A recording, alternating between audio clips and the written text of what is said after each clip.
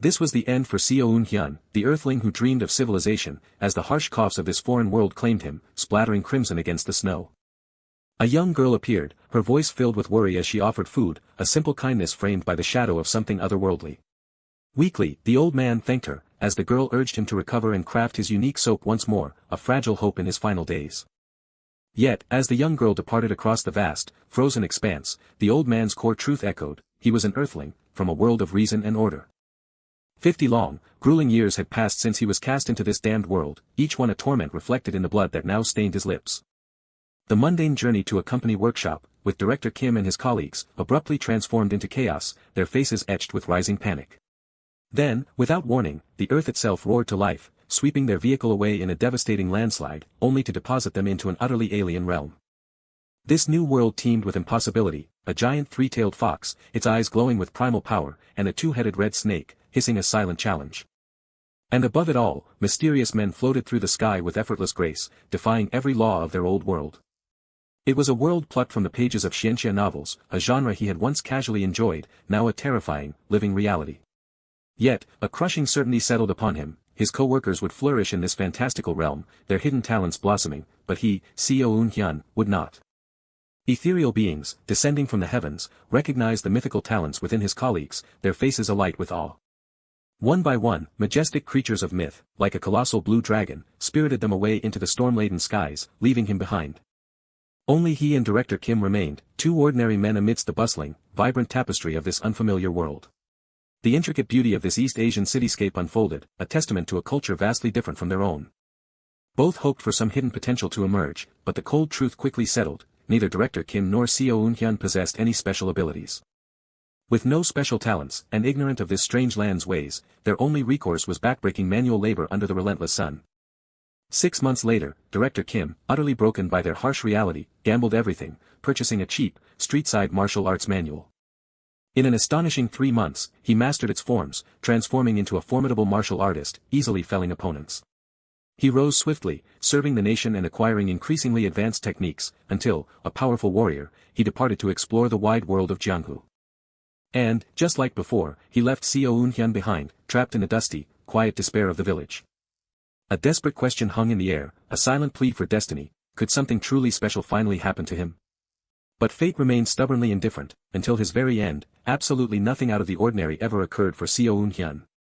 50 years later, the cruel irony had taken hold: he, the survivor of a fantastical world, was now merely an old man, shivering, dying from a common cold. Even as blood splattered from his lips, his last breath was a defiant whisper of his origins: I am, from Earth. He had carved out a life through sheer will, learning the tongue and script, earning a meager living, buying land, and building a humble home with his own hands. A small fortune finally came when he introduced soap, a revolutionary concept in this medieval-like land, made from simple lye. Yet, even that hard-won contentment was destined to be fleeting. His small empire shattered when thieves stole his recipe, their thugs brutally booting him from the market, leaving him with nothing. Now, rejected and utterly spent, he simply awaited death in the bitter cold, an end long overdue in a world that never truly accepted him. Shrouded in a meager blanket, Se-Hoon whispered a broken plea: what more do you want me to do?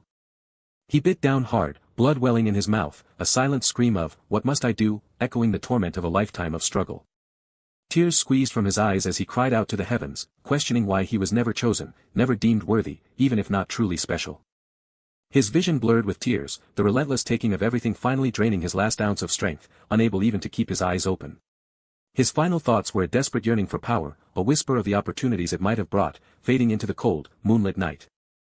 And so, he died, his very existence extinguished in the harsh cold, only for a blinding, cosmic flash to erupt in his wake. Then, with a sudden, agonizing gasp, Se-Hoon jolted back to a tormented awareness, his body racked with shock. Above him, a pristine blue sky stretched, unburdened by the weight of his past. Se-Hoon blinked into awareness, utterly bewildered. Why am I still alive? He wondered, recognizing the very clothes he wore on Earth. His head throbbed as he stammered, where are we? His co-workers stirring in equally disoriented confusion around him. Then, a flash of insight ignited in his eyes, the puzzle pieces of his impossible situation finally clicking into place. A determined smirk touched his lips as the truth finally resonated: I didn't come to this world without powers. Standing tall before his bewildered colleagues, Se-Hoon declared his terrifying, wonderful truth: I gained the power of regression. This was it, the first regression, a new cycle beginning, marked by the ancient symbol of endless return. Section Chief John, wide-eyed and sweating, stammered about their company trip, bewildered by their first day in this strange, new world. He recounted the landslide, the SUV swallowed by Earth, and the blinding light that had brought them here. Even for him, the memories of 50 years were already blurring, before an old, familiar title jolted him back. Hey, Manager Se-Hoon. Se-Hoon pondered the true utility of his regression, lamenting that his hard-won, future information primarily consisted of how to make soap. Section Chief John's enraged grip seized him, demanding attention. Se-Hoon, still disoriented, muttered an apology for his distraction. He pulled Se-Hoon roughly, the aggression a stark reminder of their old hierarchy. Their co-workers watched, frozen in shared shock at the sudden outburst. Section Chief John raged, berating Manager Se-Hoon as a fucking idiot, accusing him of dozing off and nearly killing them all on the mountainside. Se-Hoon had almost forgotten that incident, and the title of Manager Se-Hoon felt so distant, he barely recognized it as his own. Section Chief John threatened his job, his anger a familiar fire that only solidified Se-Hoon's internal verdict: he truly is a son of a bitch. This was John Manhwa, the undeserving nephew of a managing director at SJD Company, a man who had climbed to section chief at 32 purely through nepotism. A co-worker intervened, defending Manager Se-Hoon and arguing that the landslide was unavoidable, but Section Chief John's fury remained unyielding, screaming blame. Se-Hoon conceded to having dozed off, but the deeper truth, the real reason, now began to resurface. The reason, he remembered, was John Manhwa's relentless delegation, forcing Se-Hoon to stay up late, night after night, to finish his work. A drop of blood appeared on his lip, as he silently questioned the sheer audacity. Weren't you supposed to be the one driving, John Manhwa? As John's shouts about being stranded echoed, Se-Hoon's internal world stirred, the long-lost memories of his 50 years were finally flooding back. In his initial shock, he had meekly apologized to John Manhwa, mistakenly believing himself to be at fault for their predicament. That act of submission had defined the next 50 years, a lifetime of apologies, even to bandits who trampled him and stole his meager belongings. He apologized when mocked by smug martial artists, and when corrupt officials stripped him of his possessions in the name of taxes. But 50 years of silent endurance had taught Se-Hoon a brutal truth: he would keep his temper, yes, but only before those he truly couldn't overcome. His hand clenched into a resolute fist, the passive victim of 50 years finally gone. Then, his voice clear and unwavering, Se-Hoon finally spoke directly to Section Chief John. He stood tall, asserting calmly that while John's anger was understood, this was no longer the time for childish blame. Section Chief John's face contorted in disbelief, quickly twisting into an explosive rage, cursing Se-Hoon violently. With a furious roar, John lunged, throwing a punch that Se-Hoon deftly parried. A subtle, knowing smirk played on his lips as he declared, "I no longer need to kneel to those I can handle." Then, with a devastating kick, Se-Hoon sent Section Chief John flying through the air, shocking their bewildered co-workers. His past life, a brutal classroom, had seen him beaten countless times by fierce martial artists, forging him anew. He delivered a powerful blow, years of suppressed fury finding their release. Bandits had beaten him while gathering herbs, more bandits in lean years, and even officials for unpaid taxes. His body held the scars of constant violence. Each punch landed with brutal efficiency, forcing a gut-wrenching scream of agony from Section Chief John. His co-workers watched in terror, utterly unprepared for the savage lessons that his world of violence had imparted upon him. It was a grim lesson: true violence amplified fear, especially when directed at the eyes, a truth now etched into Section Chief John's bloody, swollen face. For in the depths of such brutality, only two words, raw and instinctive, would ever escape a man's lips. Broken and defeated, Section Chief John whimpered an unending string of apologies, his dominance shattered. He might lack the mythical talents coveted by transcendent beings or the grand martial arts for which legends were made, a truth echoed by John's pathetic sobs.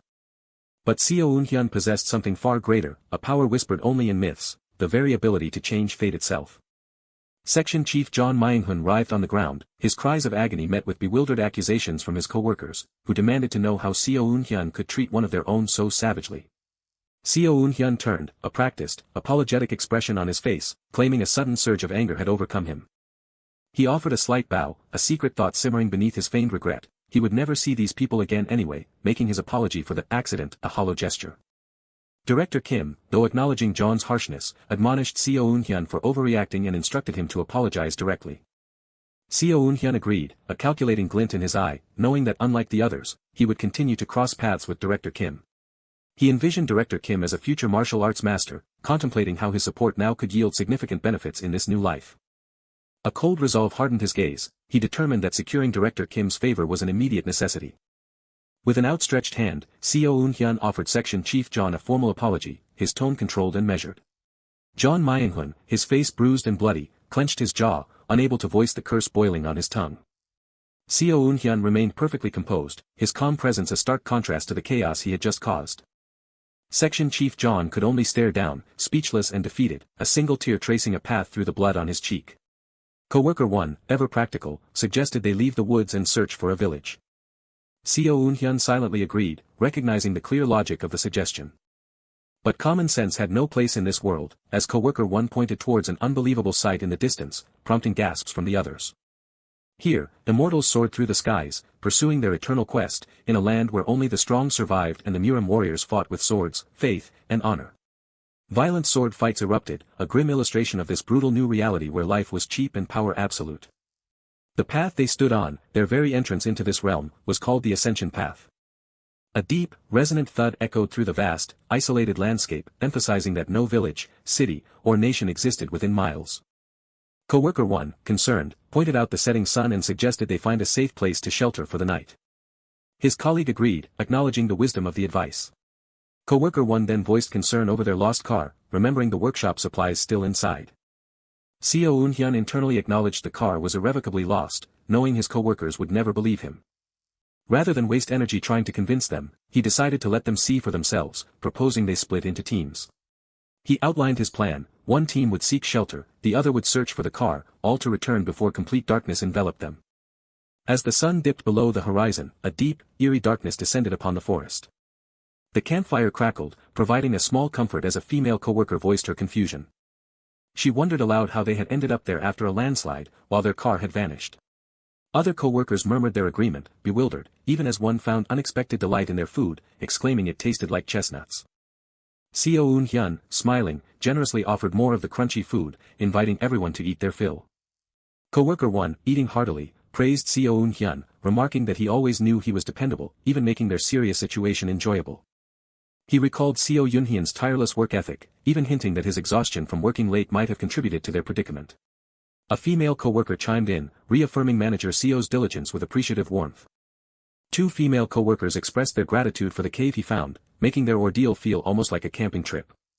Se-Hoon, humbly claiming luck, secretly remembered that in his past life, finding this very cave had taken hours of desperate searching. An unseen co-worker urged him simply to accept the compliment. He resolved to savor this moment, knowing in his heart it would be the last. This would be their final moment of carefree laughter. Suddenly, Se-Hoon trembled with terror, his wide eyes staring upwards as he stammered out a greeting to the unseen Lord of the Forest. A deep rumble announced the arrival of a massive, ancient fox-like creature, its voice echoing that it had never encountered humans with such a unique scent in its thousands of years. A sleepy female co-worker rubbed her eyes, confused by the commotion, and asked what was happening. The collective screams erupted as the co-workers finally saw the creature, terrified cries of "a monster," filling the air. Se-Hoon, fear etched onto his face, frantically commanded them to show proper manners and kneel before the Lord of the Forest. The fox declared humans foolish and rude, stating its usual practice was to dismember them. Yet, a deep tremor of sound affirmed its decision, because one of them understood respect, it would grant them forgiveness. But entry into its territory came with a price. The fox demanded an arm from one of them. Se-Hoon, trembling on the ground, remembered his past regression where panic had angered the fox, leading to everyone's demise. A heavy thud resonated through the memory of gruesome death, bloody bodies scattered across the forest floor. The fox, licking its lips, confirmed that this time it only required one arm, a chilling improvement over their last encounter. Se-Hoon's intense, red-eyed gaze betrayed his internal calculation, only one arm needed to be sacrificed. He knew the lost limb would eventually be healed by the cultivators who would arrive in 2 days. Moreover, he had already prepared an herb to alleviate the unbearable pain. With a resolute voice, Se-Hoon offered his own arm. His co-workers gasped in astonished horror. The fox, acknowledging his manners, promised to make the severing as painless as possible as its jaws closed. Se-Hoon screamed in agonizing torment as his arm was violently torn away, blood spraying everywhere. The heavy thud of his arm being severed echoed through the forest. His co-workers recoiled in horrified sorrow, their faces etched with pain and grief. Clutching his bleeding stump, Se-Hoon cried out desperately for the herb. Tears streamed down his face as he frantically devoured the herb, seeking any relief from the searing agony. The fox licked its lips, remarking that despite his unique scent, Se-Hoon tasted like other humans, perhaps even worse due to the impurities in his veins. Panting and sweating, Se-Hoon affirmed the herb's effectiveness, yet still apologized to the fox, claiming his offering was insufficient. The fox then granted them 7 days of safety within its territory, assuring Se-Hoon's survival through its divine power. Se-Hoon groaned, clutching his raw injury as the fox departed with a resounding roar, shaking the very ground. His co-workers rushed towards him, their panicked calls echoing through the forest. Despite his debilitating injury, Se-Hoon urged them into the cave, promising to explain everything. He began his tale, revealing he had met the fox that very morning and learned its chilling secrets. An unseen co-worker gasped, uttering the significant name, the Murim. Co-worker 1 reacted with utter disbelief, unable to fathom that they were truly in the fabled Murim. Se-Hoon calmly informed them that his sacrifice guaranteed their safety for a week, prompting co-worker 1 to immediately question their fate beyond that period. He panted, grimly hinting that another sacrifice would eventually be necessary. Overwhelmed by his injuries, Se-Hoon announced his weariness and need for rest, hoping they would understand. Outside, a mystical purple moon, shaped like a paw print, glowed eerily in the night sky. Inside, a female co-worker fiercely confronted Section Chief John, reminding him of Manager Seo's profound sacrifice. Section Chief John Manhwa, ever self-serving, dismissed her, coldly asking who else would volunteer an arm and a leg in a week. Another co-worker argued for Se-Hoon's continued usefulness, citing his provision of food and shelter, suggesting they learn all they could from him in the remaining week. The co-worker then proposed a sinister plan. Since Se-Hoon was already injured, he wouldn't last long anyway, making him the obvious choice for the next sacrifice. Suddenly, Se-Hoon stood, his eyes snapping open, having heard every callous word. Se-Hoon heard the words, internalizing the chilling reality that his debilitated state now meant a limb would be offered to the fox every single week. A rock shifted under his grip as the thought began to crystallize. This proposal was completely unacceptable. The idea was definitely not pleasing. His grip tightened on the rough rocks. With the violence learned from 50 years of being beaten, he could easily end a modern man like John Manhwa with just one arm. Section Chief John Manhwa continued to hold court among the group. A cold resolve settled in his eye as he weighed the ultimate question: should he simply kill him? He sighed, pushing the rock away, and decided against it. Fear had surely paralyzed their minds, Se-Hoon reasoned, but acting too cruelly now would inevitably cause issues with his relationship with Director Kim. Se-Hoon fixed Section Chief John Manhwa with a hard stare, warning him to be quiet if he didn't want his ankles to break once more. A faint smirk touched Se-Hoon's lips. They were good people, just caught in a confusing situation. The vast, star-strewn night sky stretched over the forest. The sun rose the next day, bringing a new light to the forest. Unlike the fox's violent hunger, this two-headed snake, known for draining Chief O in a previous life, only requested a small amount of blood. Co-worker 1, resolute, rolled up his sleeve and offered his arm. The snake recoiled, spewing slime and declaring co-worker 1's nicotine and cholesterol-drenched blood the worst it had ever tasted. Se-Hoon thought it no wonder the 21st century worker's blood tasted gross, while co-worker 1 cursed the creature. Se-Hoon called Section Chief John Manhwa by his full name, asking him to gather herbs, then bluntly inquired if he was hungry. Section Chief John Manhwa, surprised, admitted his hunger, and Se-Hoon, already walking away, offered to teach him about edible plants. Our hero panted, revealing he planned to give his other arm to the fox next week, making it essential for someone to learn survival in case he died. Section Chief John Manhwa, sweating and laughing nervously, expressed his profuse gratitude. Se-Hoon smirked, knowing the fox wouldn't return and this knowledge would be utterly useless to John Manhwa. The clear sky held the bright, high sun. Se-Hoon roared in fury, demanding Section Chief John Manhwa concentrate and stop picking the wrong fruit. Section Chief John Manhwa apologized, startled, as Se-Hoon warned him that the fruit he held would kill him. Exhausted and panting, Section Chief John Manhwa pleaded for a break from digging herbs non-stop. Se-Hoon, recalling how John Manhwa had once punished him, simply urged him to hurry and finish before dusk. Red berries hung ripe on a leafy branch by a waterfall. With a dramatic sound, an enormous, glowing ginseng root was pulled from the earth. Section Chief John Manhwa, wide-eyed, stared in disbelief at the massive root, questioning if it was natural ginseng. Se-Hoon casually confirmed it, knowing it resembled ginseng but was, in fact, a yellow bamboo root. He mused that the ascension path, so rich in energy, allowed yellow bamboo roots, usually tiny, to grow to such an immense size. While of little use to cultivators, the root was an extremely precious medicine for martial artists, perfect for increasing chi, and could significantly help Director Kim. Section Chief John Manhwa erupted in cartoonish excitement when Se-Hoon pointed out 2 more routes, instructing him to use his shirt to carry them. Se-Hoon turned, observing the darkening, stormy landscape, and decided it was time to head back. An intense, multicolored explosion of light and energy erupted. 2 co-workers screamed and fell to the ground, collapsing in pain. A female co-worker cried out in terror, asking what was happening to her falling companions. 3 powerful bandits floated in the air, one commenting on the unexpected talent found, another claiming the discovery for themselves. Another bandit criticized the shamelessness of his comrade, while co-worker 1, terrified, demanded to know their identities.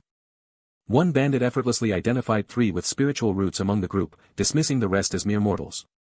A bearded bandit in yellow robes began to conjure a glowing ball of electrical energy.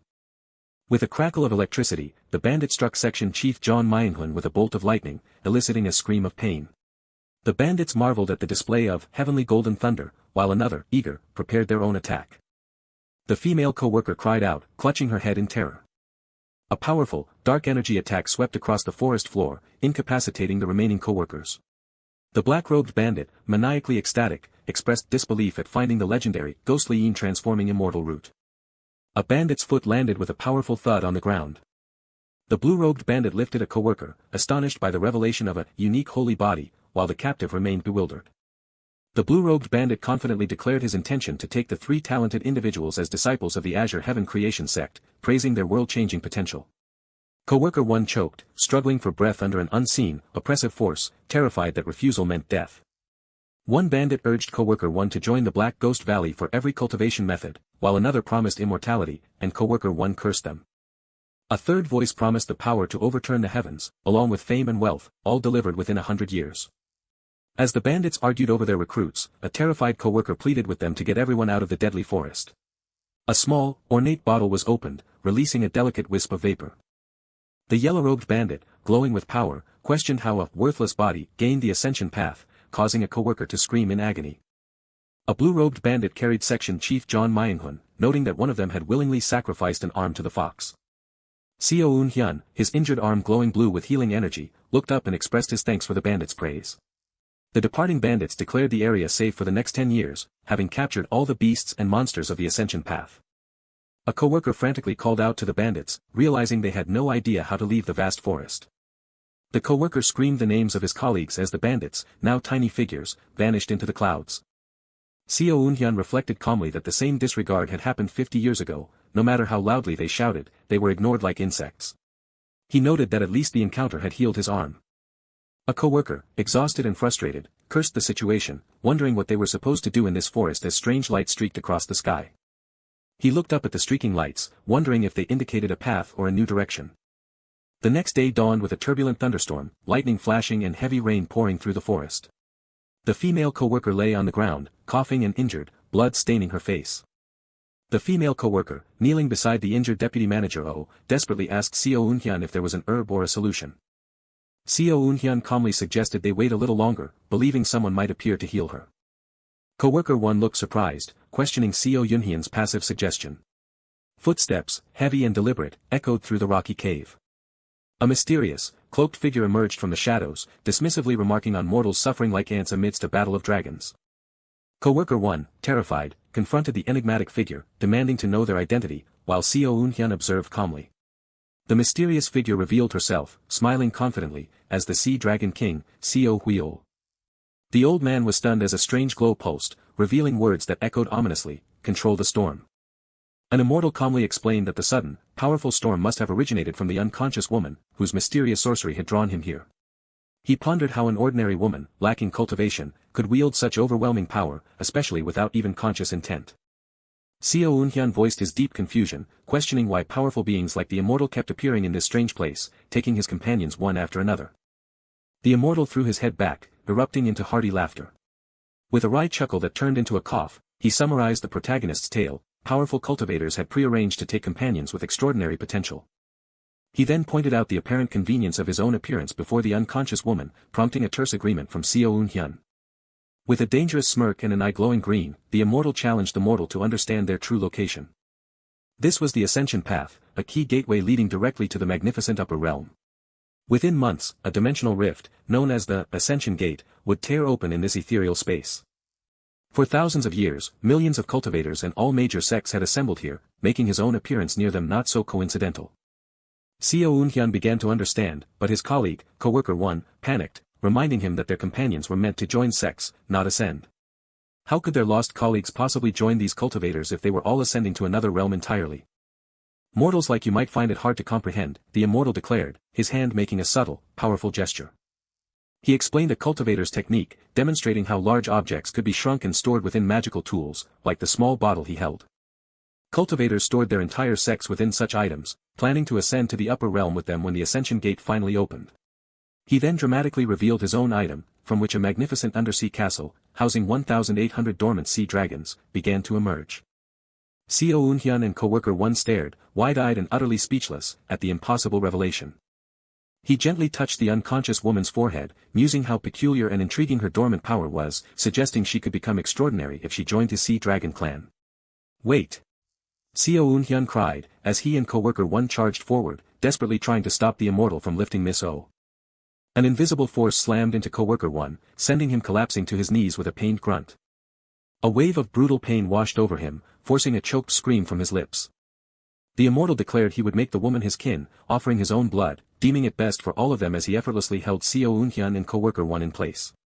With green eyes glowing ominously, he delivered a chilling warning, never casually question high-level cultivators.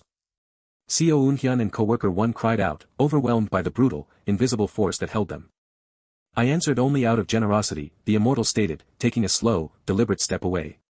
He then delivered a chilling final warning, most cultivators would have killed them for merely asking such questions, before vanishing with the unconscious woman. Overhead, the sky churned, ablaze with blinding flashes of lightning and thunder. A magnificent blue dragon, its long white mane trailing, soared majestically through the lightning-streaked storm. Under a suddenly serene sky, Se-Hoon grimly realized they had all been kidnapped.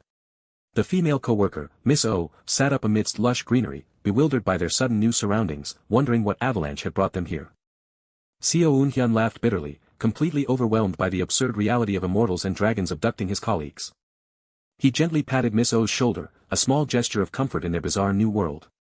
Manager Se-O, he implored, you mustn't be taken as well. Manager Se-O's face was etched with worry, she admitted she couldn't survive this forest alone if he, too, was taken. Their reprieve was tragically brief, their time, unfortunately, was up. Manager Se-O cried out, her eyes wide with sudden terror. Something's coming. Se-Hoon gasped, as co-worker 1 demanded to know why Director Kim was suddenly panicking. Birds scattered explosively from the trees, a primal warning of approaching danger. A terrified Director Kim whispered, it's here, as co-worker 1 looked on in confusion. An imposing old man, riding a colossal mechanical beast, suddenly appeared, baffled to find mere mortals on the path to ascension.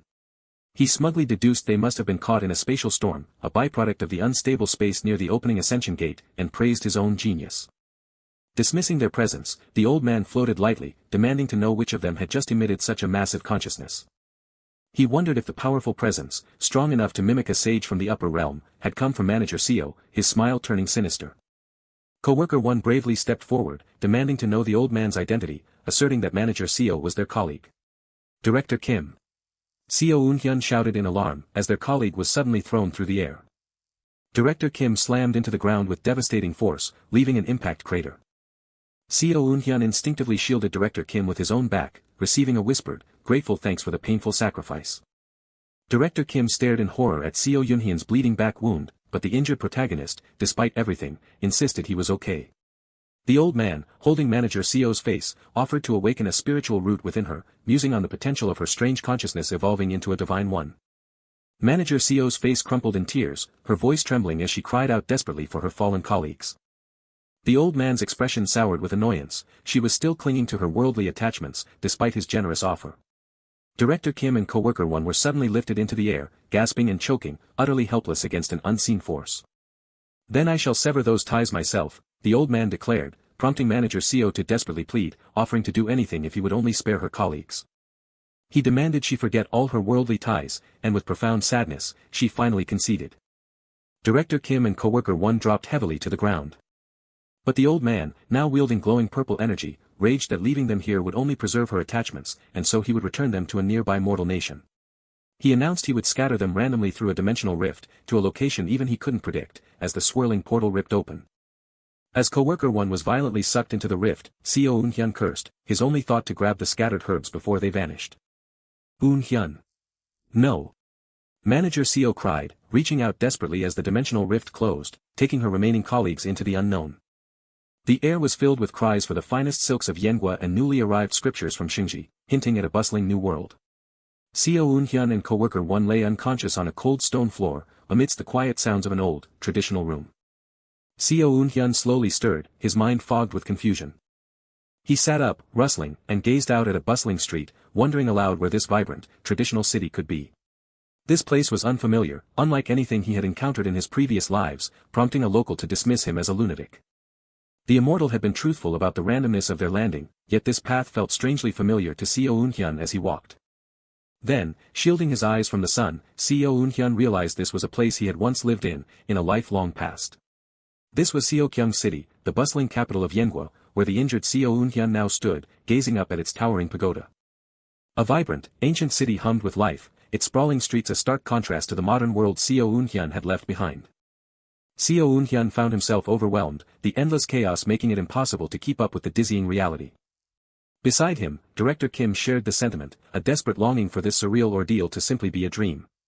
Director Kim sighed, a wave of exhaustion washing over him, yet a strange relief settled in knowing they had escaped the monstrous forces that scattered their friends. But Se-Hoon remained pensive, unsure if their current predicament truly offered any solace. He remembered a past life, regressed to the helplessness of a mere herb-gatherer, cowering before sneering bandits. Despite the unknown, Se-Hoon urged them forward, knowing they couldn't linger in the desolate alleyway forever, and Director Kim agreed. The vast, ancient city unfolded before them, a sprawling tapestry of traditional buildings and intricate waterways under an endless sky. As they moved, a chorus of whispers rippled through the bustling streets. Director Kim, confused by the unfamiliar language, wondered why the locals stared and murmured about them. Se-Hoon revealed the truth, the crowd mocking their strange, modern attire, shocking Director Kim. With a slight smirk, Se-Hoon reassured his colleague, claiming a knowledge of the tongue despite the bloodied marks on his back. Director Kim's eyes widened at the sight of Se-Hoon's back, but he quickly forced a positive response about his language skills. Yet, Se-Hoon inwardly admitted his lie, the characters were familiar, but the spoken language was entirely distinct from any Chinese he knew. He recalled a grim past, 2 arduous months spent enduring the cruel mockery of beggars just to grasp the merest basics of this very language. But now, such humiliation was unnecessary. Se-Hoon proposed they acquire new attire, though Director Kim worried their current money might be worthless. A grand medicine hall stood prominently amidst the traditional buildings, its purpose clear to all who passed. Inside, an old shopkeeper gasped in delight, overwhelmed by the precious herbs Se-Hoon offered. Se-Hoon calmly stated the yellow bamboo roots were at least 800 years old, prompting the old man to gulp and declare their worth at 15 silver ingots. 15. Se-Hoon's eyes widened, a gulp escaping him as he realized he had never commanded such immense wealth in any of his past lives. With a smug grin, Se-Hoon urged the old man to finalize the transaction quickly, and the shopkeeper eagerly complied. Above them, the sky was a canvas of bright blue, dotted with fluffy white clouds. Thump. Director Kim's voice echoed with disbelief, "What? This is the house we're gonna live in?" Se-Hoon, now in traditional attire, confirmed their new residence, promising to teach Director Kim the local language, to which Director Kim gratefully responded. Se-Hoon mused that while he presented a picture of ease, their land, house, and identity plaques had devoured nearly all their funds, leaving them with just 1 silver ingot. Se-Hoon rustled through his clothes, his back still bearing the painful marks from their arrival. Director Kim suggested they abandon formalities now that they were in a new place, offering to use first names, and Se-Hoon agreed.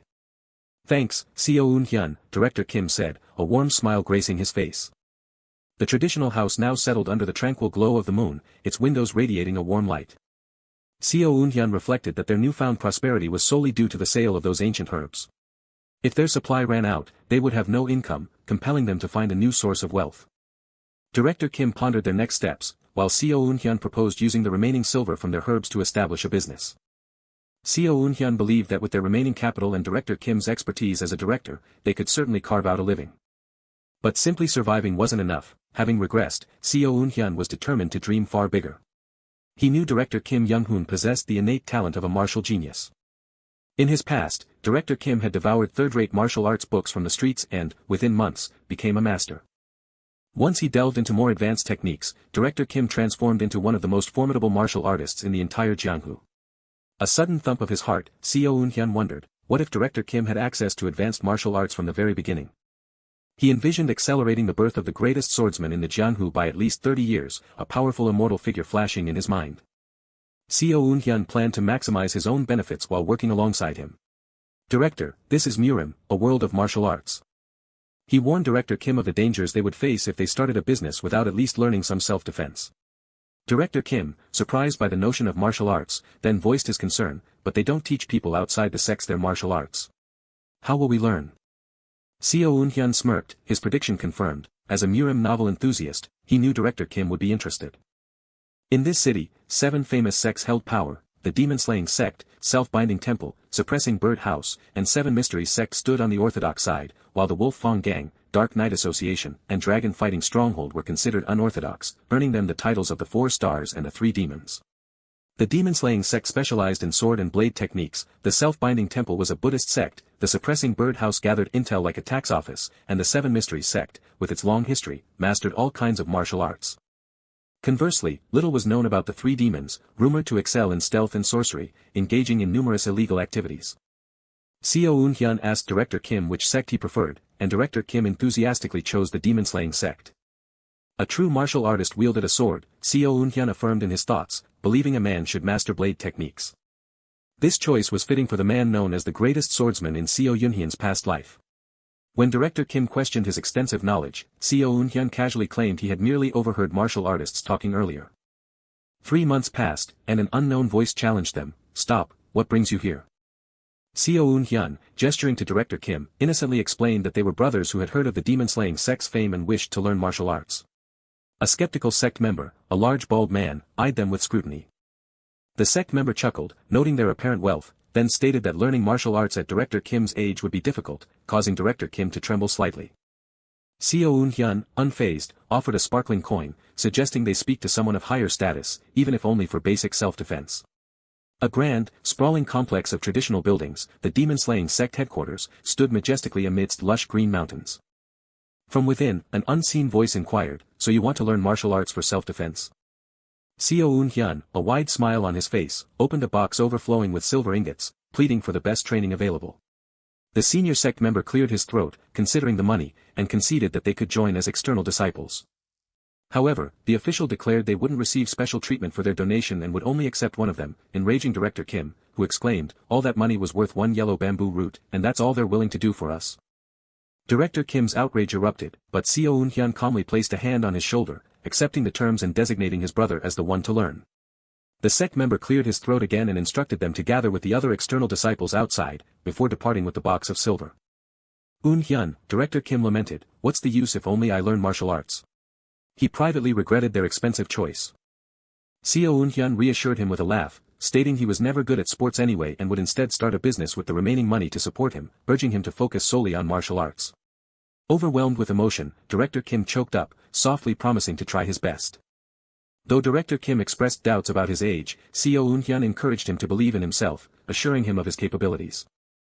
The magnificent demon-slaying sect complex spread out below, a testament to its power and prestige.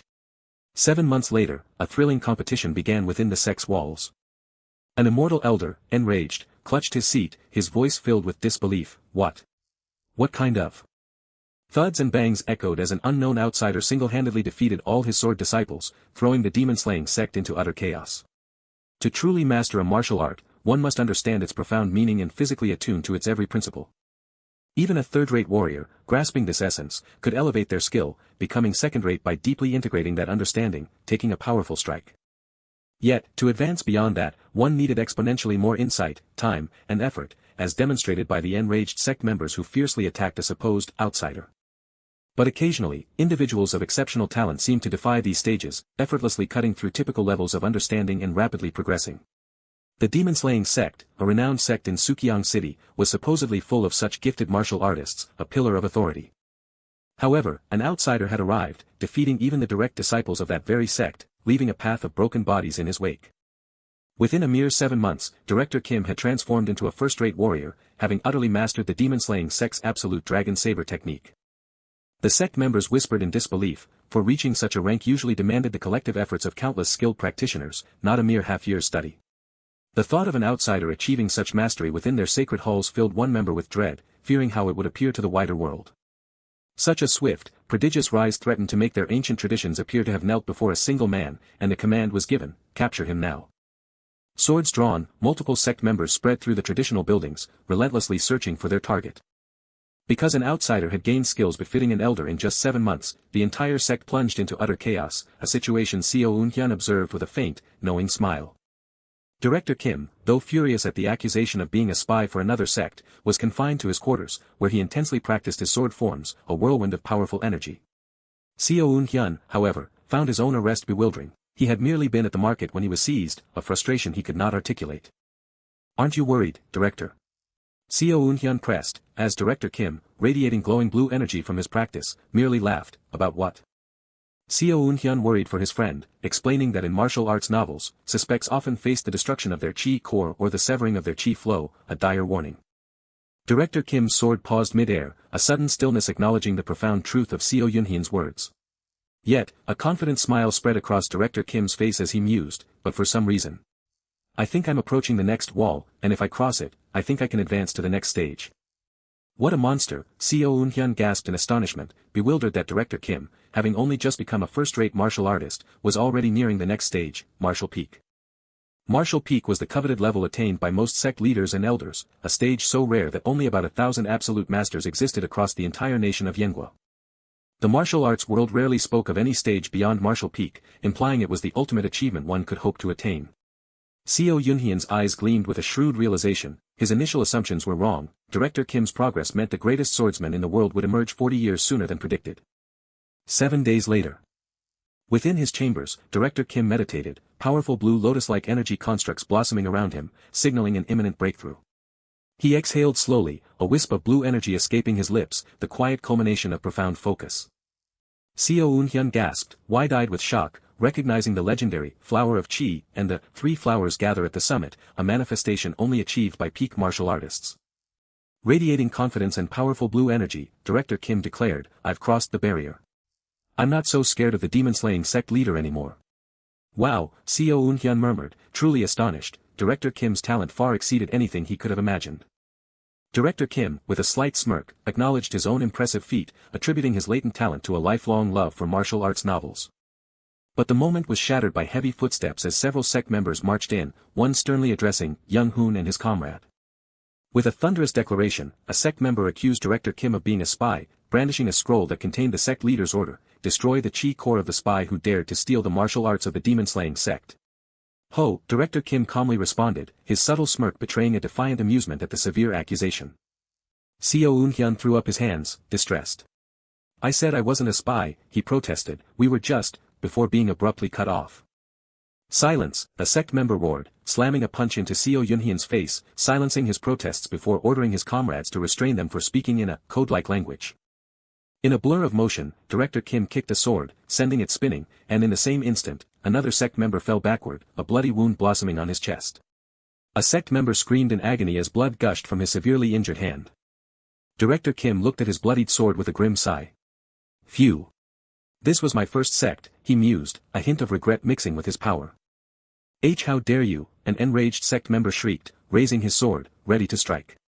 Director Kim became a whirlwind of blades, swiftly dispatching multiple sect members with overwhelming force, leaving a trail of blood and chaos. "You ag," one sect member screamed, as another shrieked, "Shit. It's a peak-level martial artist. Run," while a third cried, informed the sect leader. Standing over a kneeling Se-Hoon, Director Kim posed a question amidst the disarray. "Hoon, I intend to visit other sects and train. What will you do?" With blood on his nose, Se-Hoon wiped it away with a resolute gesture. "I will accompany you," he declared, suggesting, "How about we go to the acclaimed unorthodox sect, the Dragon Fighting Stronghold?" "Haha, alright," Director Kim agreed, then vowed, "I will end the pursuit of the demon-slaying sect's elders and leader," before meeting Se-Hoon there. A majestic, rugged mountain range stretched into the clouds, beckoning them toward a new adventure.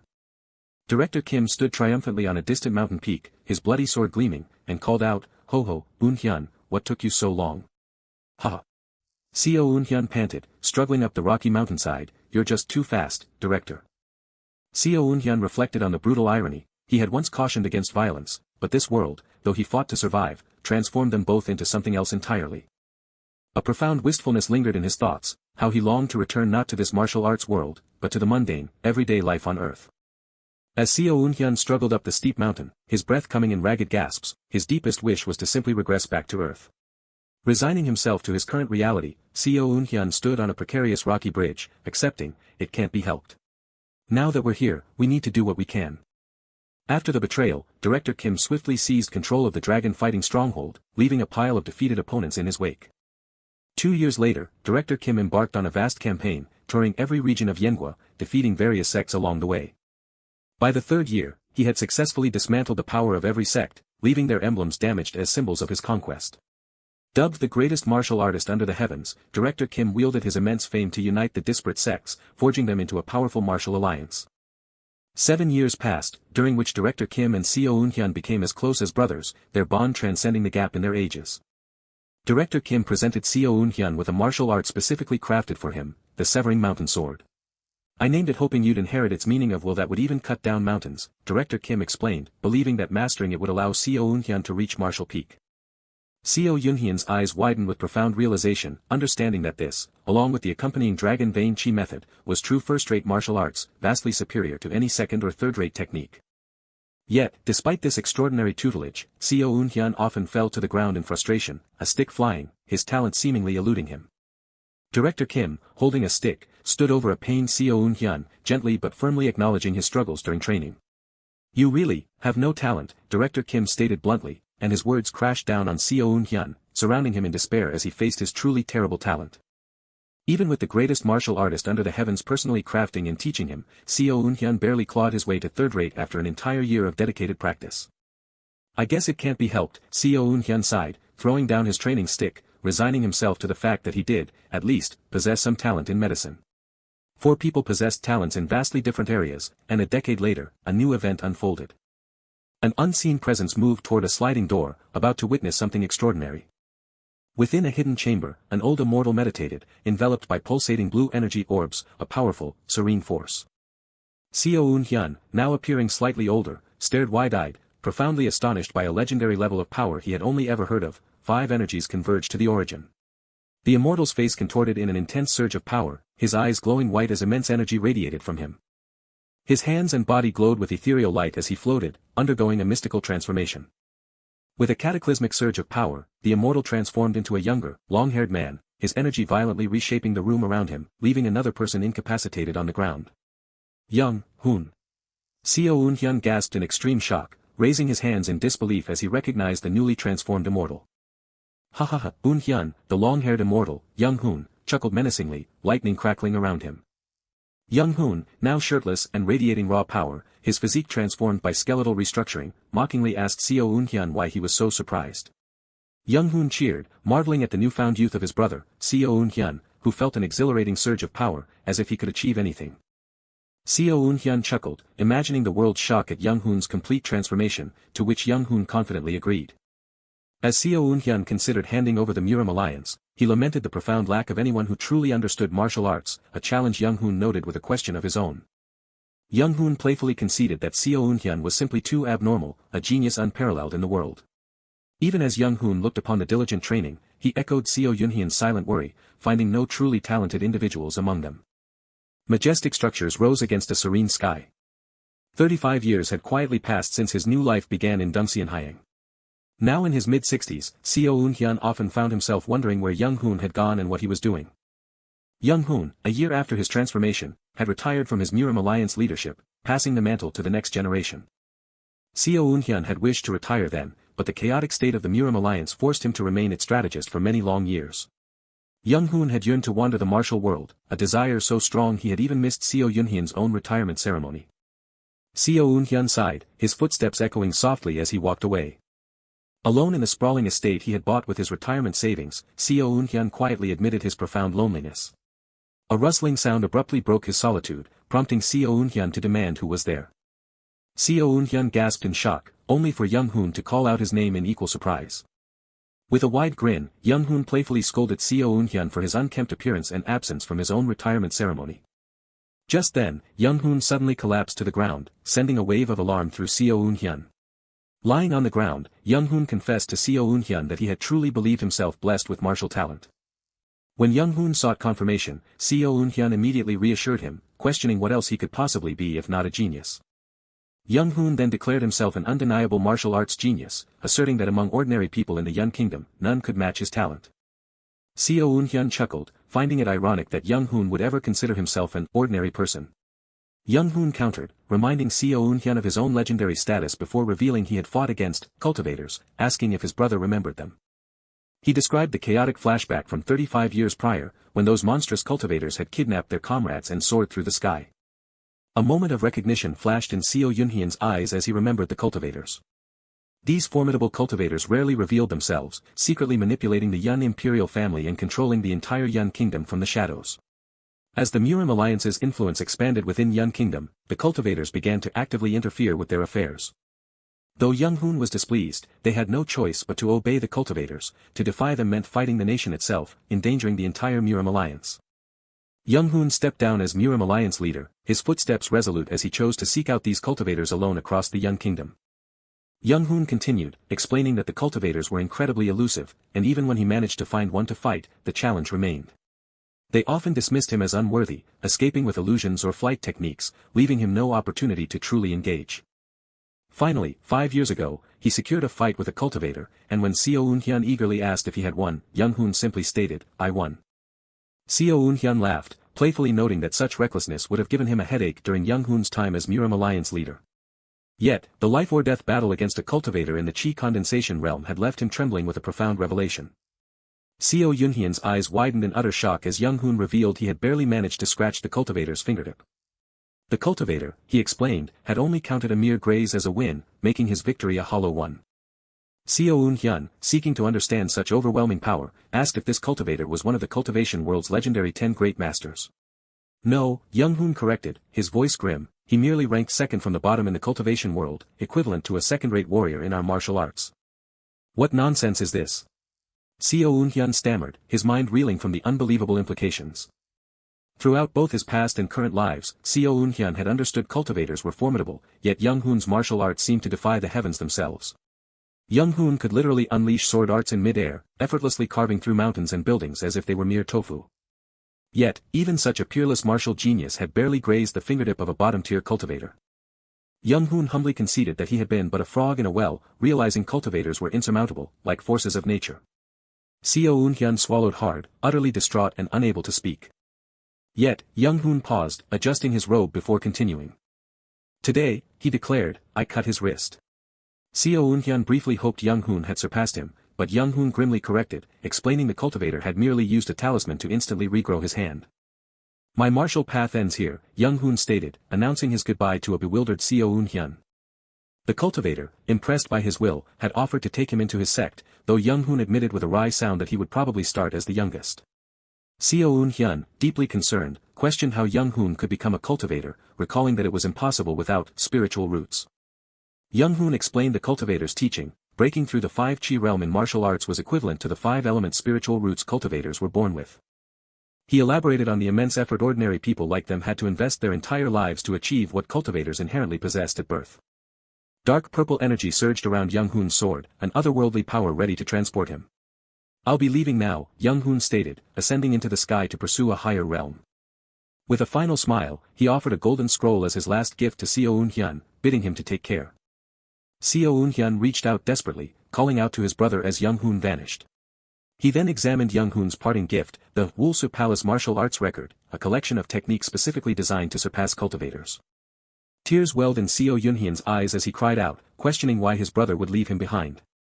And so, time passed, until Se-Hoon, now much older and weakened, grimly whispered, how ironic.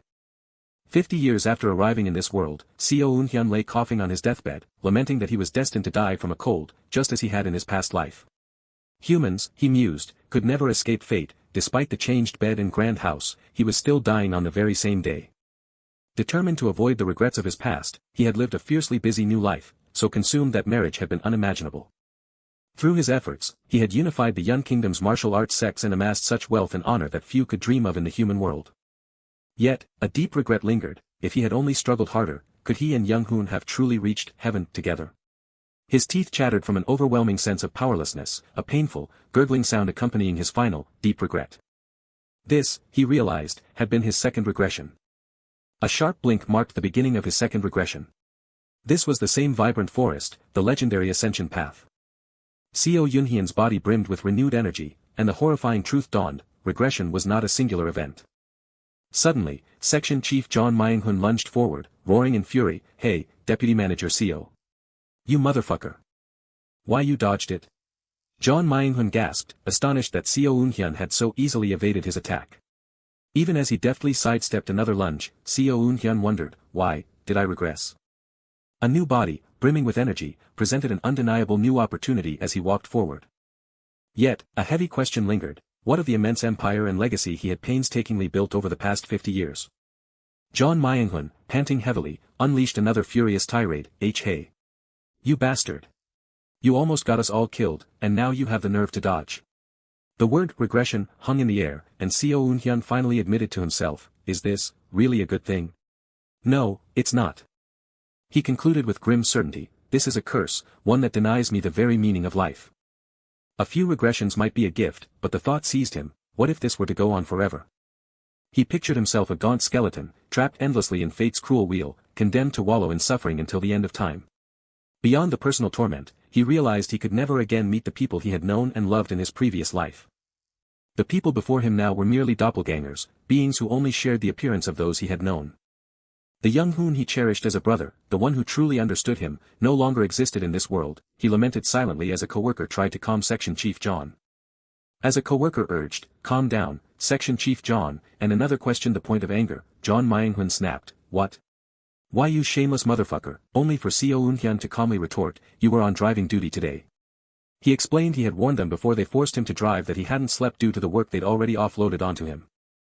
"How could I have dodged an avalanche on a narrow road?" he challenged, then asserted, "Stop pointing fingers, and let's think about what we need to do."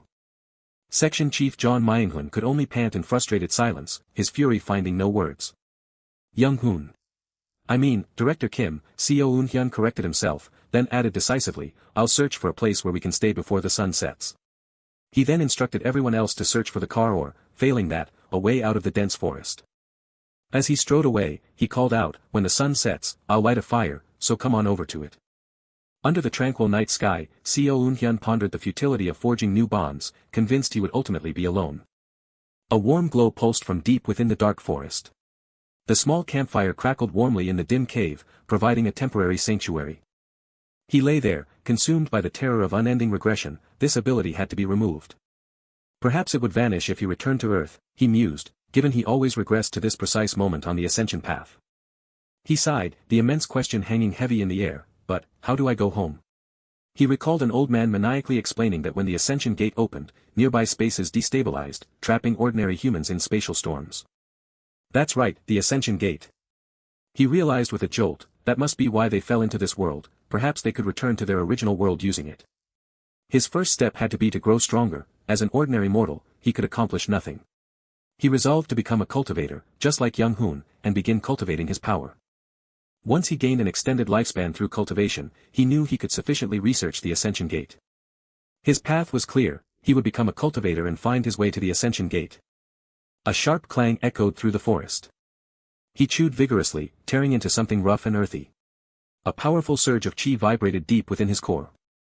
He recognized the power of the yellow bamboo roots. In his previous life, without knowledge of heart methods, they would have been useless, but with young Hoon's dragon vein chi method, everything changed. He was confident he could finally break through his blocked chi passageways, a powerful hum resonating within him. Within him, strong energy pulsed rhythmically, like a powerful internal drum.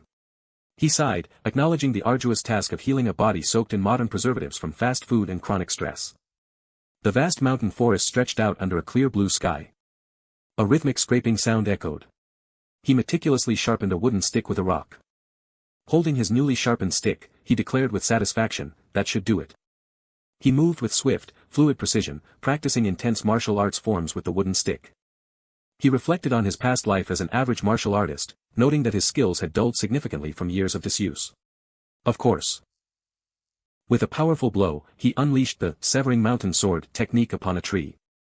Observing the precise impact, he knew that with all the knowledge in his head, regaining his full skills was only a matter of time. Deputy Manager CO. What was that just now? Director Kim stammered, approaching in stunned disbelief. How did you slash a tree with a wooden stick? Just what is that strength? Director Kim murmured in utter disbelief. Oh, this? Se-Hoon replied casually, knowing full well that Director Kim was about to become his unwitting instructor on the path to cultivation. He then turned to Director Kim, asking with a charming smile, do you want to try learning this technique? Director Kim's eyes widened with ecstatic surprise, oh.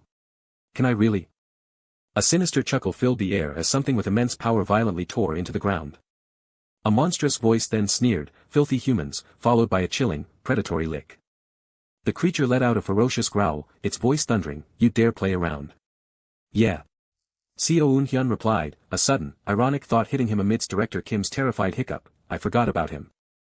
A stark splatter of blood stained the vibrant forest, signaling that violence had just erupted in the quiet woods.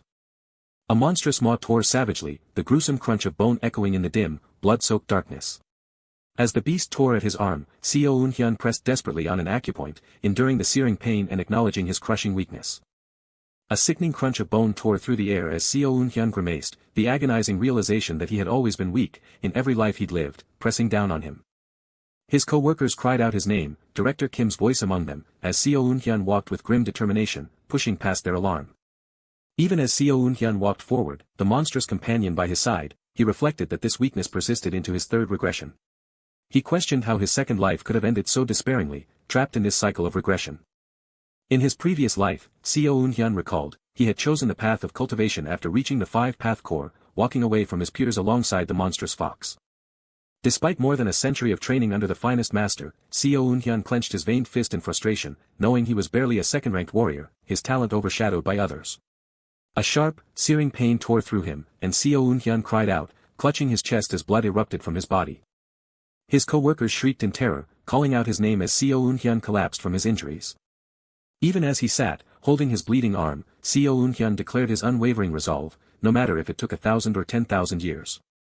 Blood streaking his face, he stared ahead with grim determination, utterly refusing to give up. The monstrous fox sneered, licking its fangs and remarking that Se-Hoon understood his place as a willing sacrifice. As the fox loomed over him, offering to taste him, Se-Hoon vowed internally that he would forever offer his arms until he finally surpassed the beast in strength. After consuming his arm, the fox left them behind, allowing them to remain, and Se-Hoon watched it fly away, his arm now gone. With his arm bandaged, Se-Hoon cared for nothing else, endlessly swinging his wooden sword in the quiet solitude of the forest.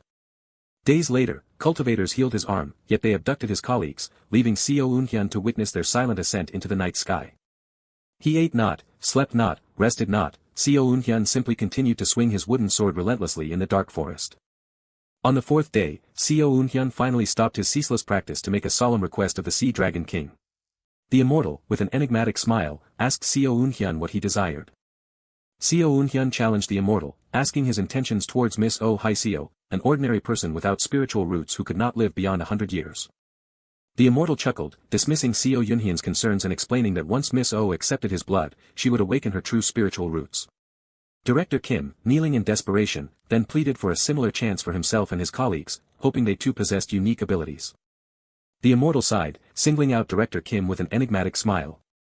But then, a sudden, violent impact sent Director Kim crying out in pain, collapsing to his knees. The immortal strode forward, lecturing Director Kim that high-ranking cultivators had lived for millennia, possessing knowledge and insight mere mortals could not comprehend. With a chilling smirk and glowing green eyes, the immortal warned that while he might be lenient, other cruel cultivators would tear apart those who carelessly met their gaze. Thunder rumbled and lightning flashed violently across the stormy sky. One of the co-workers looked up in surprise as a magnificent blue dragon emerged from the roiling clouds. Suddenly, the turbulent scene gave way to a tranquil forest bathed in warm, ethereal sunlight. Director Kim, kneeling before an old man, pleaded to understand how an ordinary co-worker like Ms. Kim, without spiritual roots, could possibly become his disciple.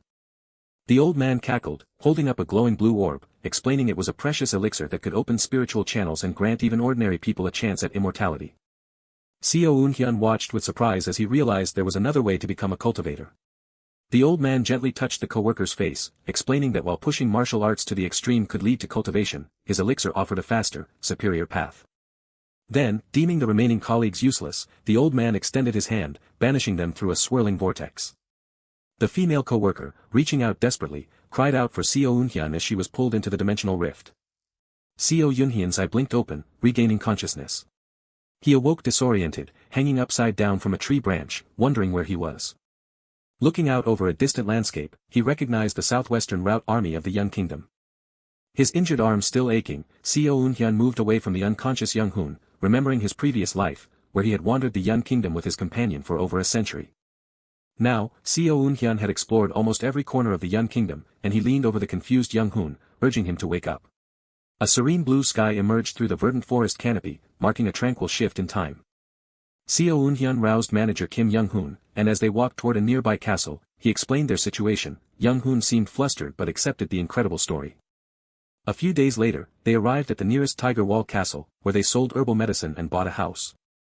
Se-Hoon taught Young-hoon to read and write, and in return, Young-hoon modified Se-Hoon's former splitting mountain sword technique and taught him the severing pulse blade technique. Se-Hoon crossed his arms, reflecting on his progress with a hint of disappointment.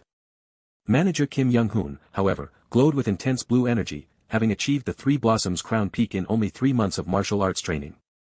Se-Hoon looked down contemplatively, believing that even with a second life, he could at best reach only first-ranked mastery.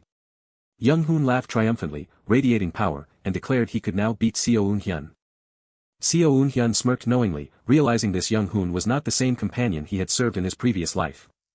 Young-hoon joyfully celebrated his new power, blissfully unaware that Se-Hoon, with his countless regressions, was now old enough to be his grandfather.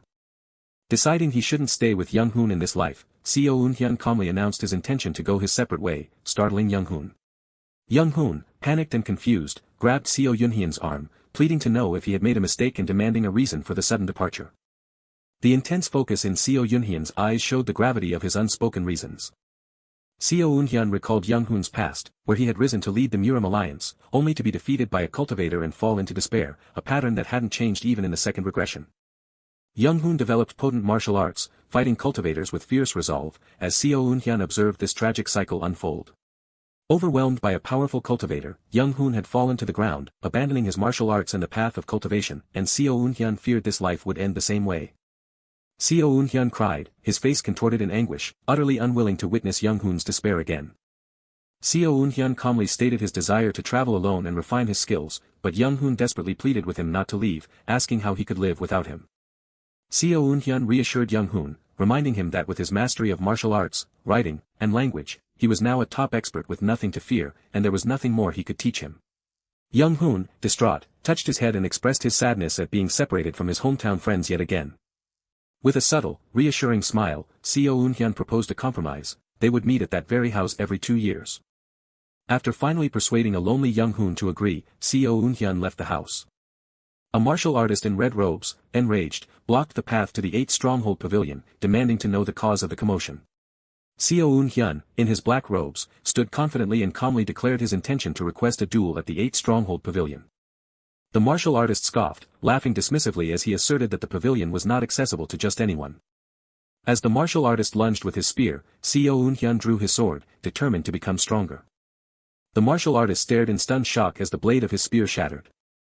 Se-Hoon stood, his face obscured by shadow, his sword held ready as he posed a challenging question. With a confident smirk, Se-Hoon challenged his opponent, asking if he still seemed like a nobody, inwardly vowing to become even stronger. High above the world, the magnificent Paljeongak sect compound sprawled across the mountain peaks. A calm voice invited Se-Hoon deeper within, informing him the sect leader awaited in the inner quarters.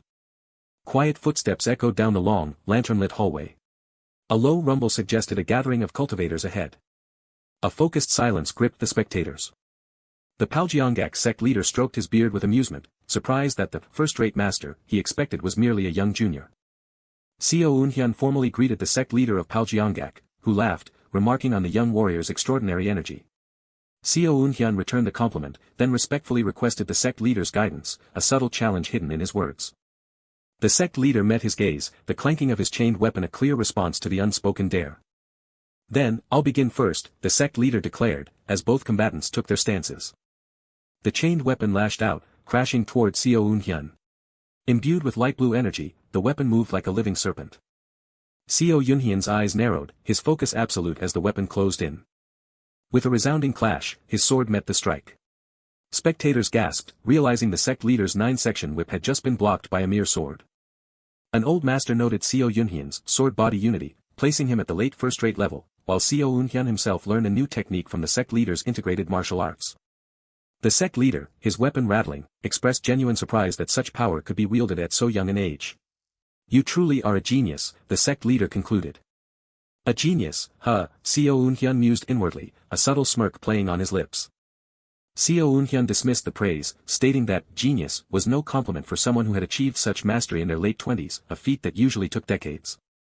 With a broad smile, he claimed to be merely one of the world's mediocre dullards, utterly devoid of heavenly talent. But even a dullard like him, through endless regression, could force his martial arts to a genius level, finding both ability and opportunity in his curse.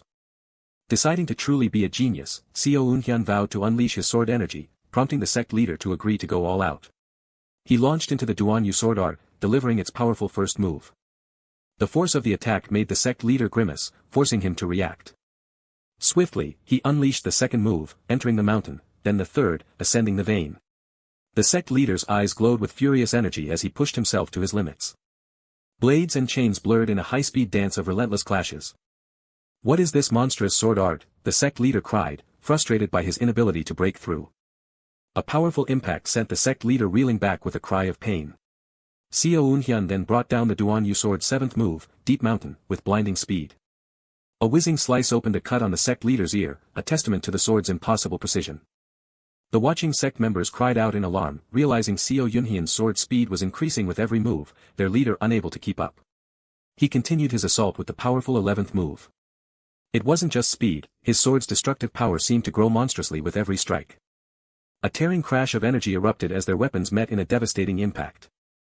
The force of the clash sent a ringing agony through the sect leader, a new cut marring his face.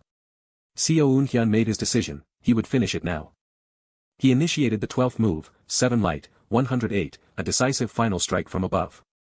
The world shattered around him in a dazzling burst of light as he descended. The sect leader crashed to his knees, his weapon shattered, leaving the onlookers in stunned silence. Trembling and utterly defeated, the sect leader groaned, conceding the match. With a subtle smile, Se-Hoon bowed, declaring the duel had been a good opportunity. Se-Hoon walked away, leaving the defeated sect leader in a solemn silence. "Clean," he murmured, passing through the buzzing, murmuring crowd. Paljeongak's righteous conduct contrasted sharply with his next thought, visiting a demonic sect to challenge their ways. Through these endless duels, Se-Hoon vowed to reach the peak realm in this life. His journey continued across a grand, natural expanse. He visited 4 more sects in Se-Hoon, winning against some, losing against others, forging his path. Then, his path led him to Hodangpa, a majestic sect shrouded in wind. A powerful kick sent his opponent crashing back with a cry of pain. The martial artist lay defeated, watched calmly by an old man who had seen it all. Trembling, the defeated warrior could only groan in agony. "So, the young first-rate master challenging everyone in Se-Hoon was you," the old man cackled, his gaze cunning. The old man praised his skill, claiming to have learned much, as Se-Hoon bowed politely in return. But the old man announced it was now the 10 elders' turn, and intimidating footsteps echoed as a new challenge approached. Se-Hoon's surprise turned to annoyance, he had never heard of a duel ending in a victory, only for continuous, unfair battles to begin. The old man merely offered a sly smirk, challenging Se-Hoon's understanding of their rules. He realized the old man was playing insidious word games, and exposing Hodangpa's cowardice would shatter their reputation. "I don't care," the old man chuckled, outlining his sinister plan for Se-Hoon to die of tetanus after his injuries, as the thugs advanced. The Hodangpa would feign care, but the rumor of his eventual death would spread regardless. "How can a dead man spread a different rumor?" the old man mocked, as Se-Hoon found himself surrounded by armed thugs. These bastards were even crazier than he had expected, Se-Hoon grimly realized. Se-Hoon grimly realized the Hodangpa bastards were even crazier than he had expected, far more insidious than he could have imagined. An unnamed martial artist, observing from above, callously questioned if killing him right here would even affect their reputation. Yet, a subtle shift in Se-Hoon's expression confirmed his intent, this was precisely why he had come. With a defiant flash, Se-Hoon drew his glowing sword and declared he accepted this absurd duel. And just like that, the real fight began, erupting into a fierce battle. Meanwhile, a quiet dusk settled over the sprawling traditional city. Inside a bustling building, warm lights and lively chatter filled the air. Patrons laughed and gossiped, with one man asking if the young master had indeed gone to duel the Hodenpa. What a pity for such young talent, another lamented, lamenting that anyone would challenge an illegal organization like that evil sect. An old man, sipping from his cup, chuckled knowingly, observing that youth often believed the world would bend to their will. Others quickly agreed, concluding that the young man must have relied too much on his skill and rashly brought about his own death, surely buried by now. But then, blood-splattered boots marched purposefully across a wooden floor. At the door, a startled server stood frozen in surprise. Se-Hoon, covered in blood and clutching his sword, calmly requested a single bowl of noodles, his exhaustion evident. The bustling restaurant fell into a stunned silence as the server nervously invited him to sit. Through the quieted room, Se-Hoon walked, his bloodied figure drawing astonished stares from every patron. Crazy bastards, he thought, his blood-splattered face intense with exhaustion, I really almost died. It wasn't just a 10-to-1 battle, they had even cowardly poisoned their weapons, leaving a gaping wound on his back. He reflected on his past life. It was a good thing he had learned top-tier medicine as a strategist for the Martial Alliance, otherwise the antidote pills and stimulants wouldn't have saved him. Then, with the old man's final desperate act, he screamed for his subordinates to kill Se-Hoon by any means necessary. All the sect's miscellaneous soldiers, armed with spears and arrows, formed a battle formation and charged. Se-Hoon simply fought like a beast, striking and stabbing to survive the overwhelming horde. Even so, a man at another table observed the bloody protagonist calmly eating his noodles. He had survived, and to ensure they wouldn't seek revenge, he had crippled the still-breathing old man by cutting his meridians. As he held his chopsticks, a few bloodstains remained on his hand. Se-Hoon sighed, feeling the lasting effects of too many stimulants. The tension refused to subside, meaning he wouldn't be able to sleep for days. He gripped his sword hilt, knowing he needed another duel with an orthodox sect. The young master, after his fierce battle with the Hodenpa, ate his noodles and immediately left for another duel. That crazy young man became the talk of Seojiang City, making the entire region buzz with excitement. Soon, people bestowed a fitting nickname upon that mad master. He became known as the infinite fighting monster, Se-Hoon. Deep down, he knew he had no talent, and the path to the pinnacle he sought remained infinitely distant. Therefore, he believed he must constantly fight, pushing past the boundaries of life and death to approach that realm. For a person without talent, he thought, one must go mad to overcome the wall. Madness was the only way for a dullard to catch up to a genius. And so, he scoured Seojiang City and various parts of Yeonguk, engaging in duels several times a day, regardless of whether the sects were orthodox or evil. 5 years later, a powerful explosion rocked the traditional building. Se-Hoon, airborne and enveloped in energy, executed the mountain-breaking sword art, its 14th form, Chi Mountain Heartstream. His glowing sword pulsed with power, its energy like a mountain, its heart like the heavens. He gritted his teeth, knowing that this form of sword thread, meant for the pinnacle, put an enormous strain on his mind even for a brief manifestation. But he grit through the pain, convinced that if he didn't push himself this way, he could never catch up. His opponent in this powerful aerial combat was none other than Young-hoon. With a bright energy clash, Se-Hoon blocked a fierce attack. The impact shattered the ground, sending debris flying into the air. Ugh! Se-Hoon groaned, realizing that a single strike had shattered all his sword energy.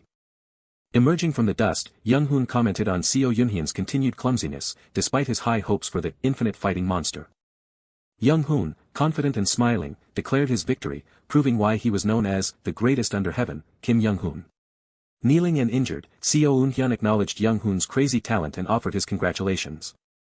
Young-hoon remarked on Se-Hoon's immense strength compared to last year, calling it a complete transformation in 5 years.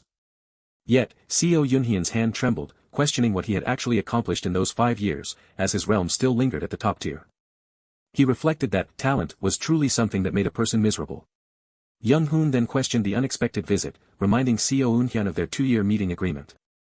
Young-hoon explained that after reaching Ojijowon and visiting various major sects in Yeonguk, he had realized something, prompting Se-Hoon to ask what it was.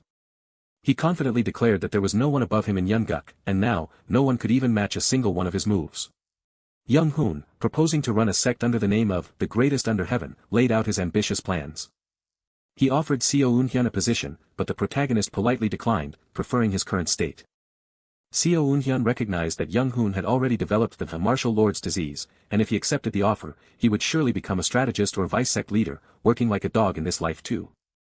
For someone like him, without talent, every minute and second was precious in his journey to the pinnacle. Kim Young-hoon then tried to persuade him, suggesting that meeting him would be difficult once his organization was established, but he could always offer guidance duels. Se-Hoon, looking away with a hint of sadness, firmly stated that he wouldn't go, no matter how good the conditions, having already received countless guidance duels in his past life. What he needed now was real combat experience, and he gripped his sword hilt with unwavering resolve. Even elder Young-hoon in his past life had told him to experience countless real battles once he reached the late top tier. So in this life, Se-Hoon decided to simply watch Young-hoon's actions from afar. He then continued his endless dueling journey, walking away from Young-hoon and his grand plans. And so, 20 more years passed. Years later, Se-Hoon observed Young-hoon, remarking on his pale appearance. It was then that Se-Hoon, older and scarred, finally realized something profound about himself. He understood that his unique talent was one abandoned by the heavens. The world went silent around him. Promotional message for Thunder Scans. A fellow martial artist questioned Se-Hoon's progress, wondering why endless training hadn't yet pushed him to the next realm. Se-Hoon admitted his understanding of sword chi surpassed others, yet he couldn't stand against high-rank masters, a deep conflict swirling within him. The old mentor, observing his struggle, found his situation strangely perplexing. The mentor mused that Se-Hoon had become one with his sword, accumulating vast combat experience, yet still hadn't attained the peak realm. Se-Hoon, with a wry, self-deprecating smile, conceded this was his talent, a gift the heavens had seemingly cast aside. The immense strain of his efforts manifested as a sudden nosebleed, coupled with profuse sweat. Gripping his glowing sword, Se-Hoon grimaced, lamenting that if he could sustain sword chi all day, perhaps then he would finally glimpse the path to mastery. The mentor, hoping for his success, then offered a bound book to Se-Hoon. Se-Hoon explained that the book contained insights he had gained from barely escaping cultivator's spells, having protracted the fights as long as possible. The mentor, surprised by the book's thickness, questioned how much insight one could truly gain from merely escaping.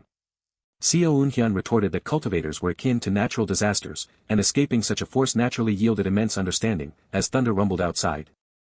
The mentor accepted the manuscript, promising to safeguard it and pass it to future generations, thanking Se-Hoon for his contribution. Se-Hoon declared his intent to seek out cultivators once more, bidding his mentor farewell with a wish for their next meeting to be alive under the stormy sky. The mentor offered a final, cryptic hint for reaching the peak realm: Se-Hoon must constantly imprint all scenery and spaces in his mind. Se-Hoon reacted with a startled, open-mouthed question about retaining all the surrounding scenery. The mentor elaborated, urging him to transform the combat-specific practice of spatial awareness into a constant, pervasive habit.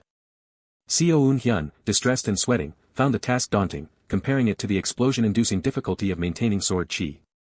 He internally questioned if such mental strain would truly cause his head to explode. But Se-Hoon pushed the thought away, convinced there had to be a profound reason for such a formidable task coming from the strongest martial artist in the heavens, even as the misty landscape beckoned him forward.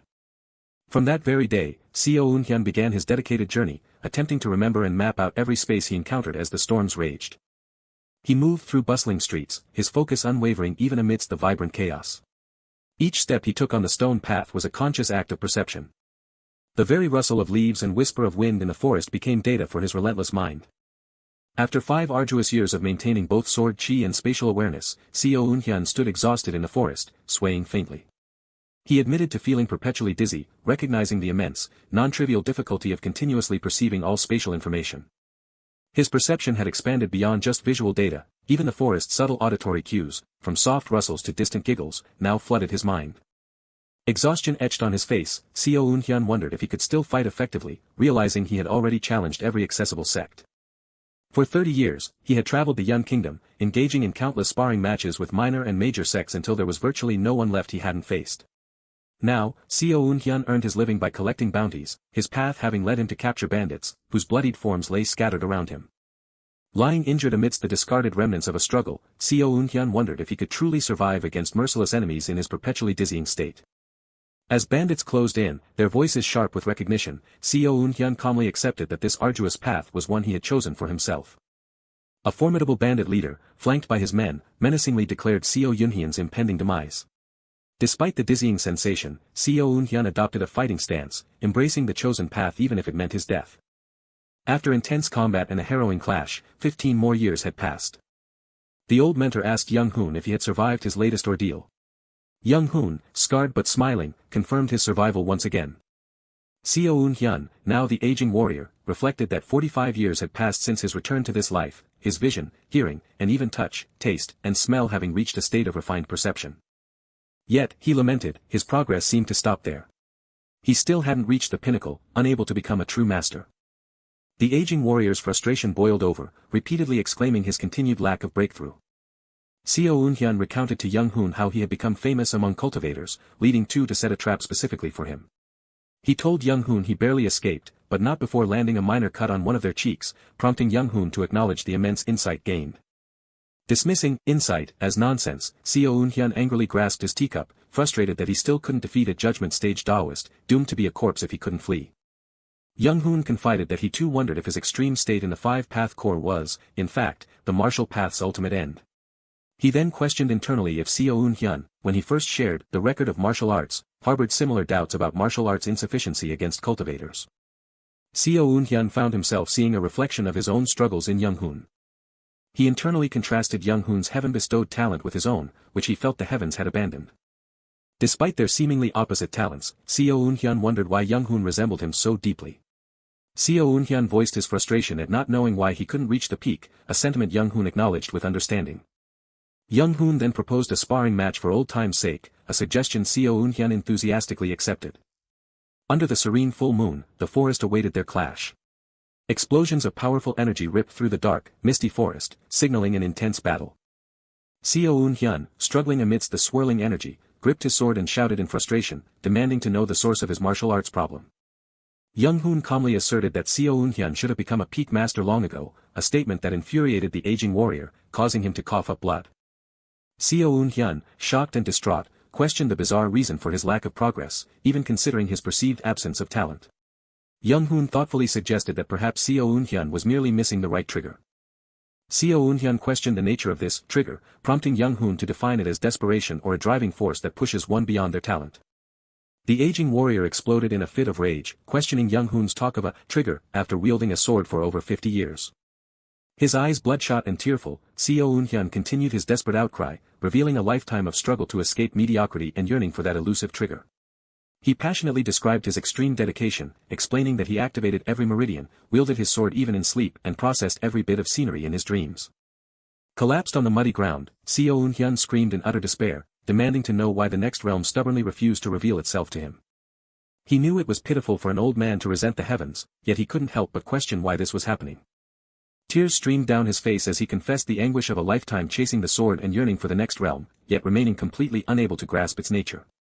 Young Hoon stood silently, observing the utterly defeated Se-Hoon. Young Hoon then performed a powerful technique, causing energy to crackle around a nearby tree. He explained he had devised a martial technique to compensate for Se-Hoon's shortcomings, hoping its mastery would bring him some peace. Se-Hoon, recognizing the Mountain King's martial art and moon-crossing step, knew young Hoon would disappear once more.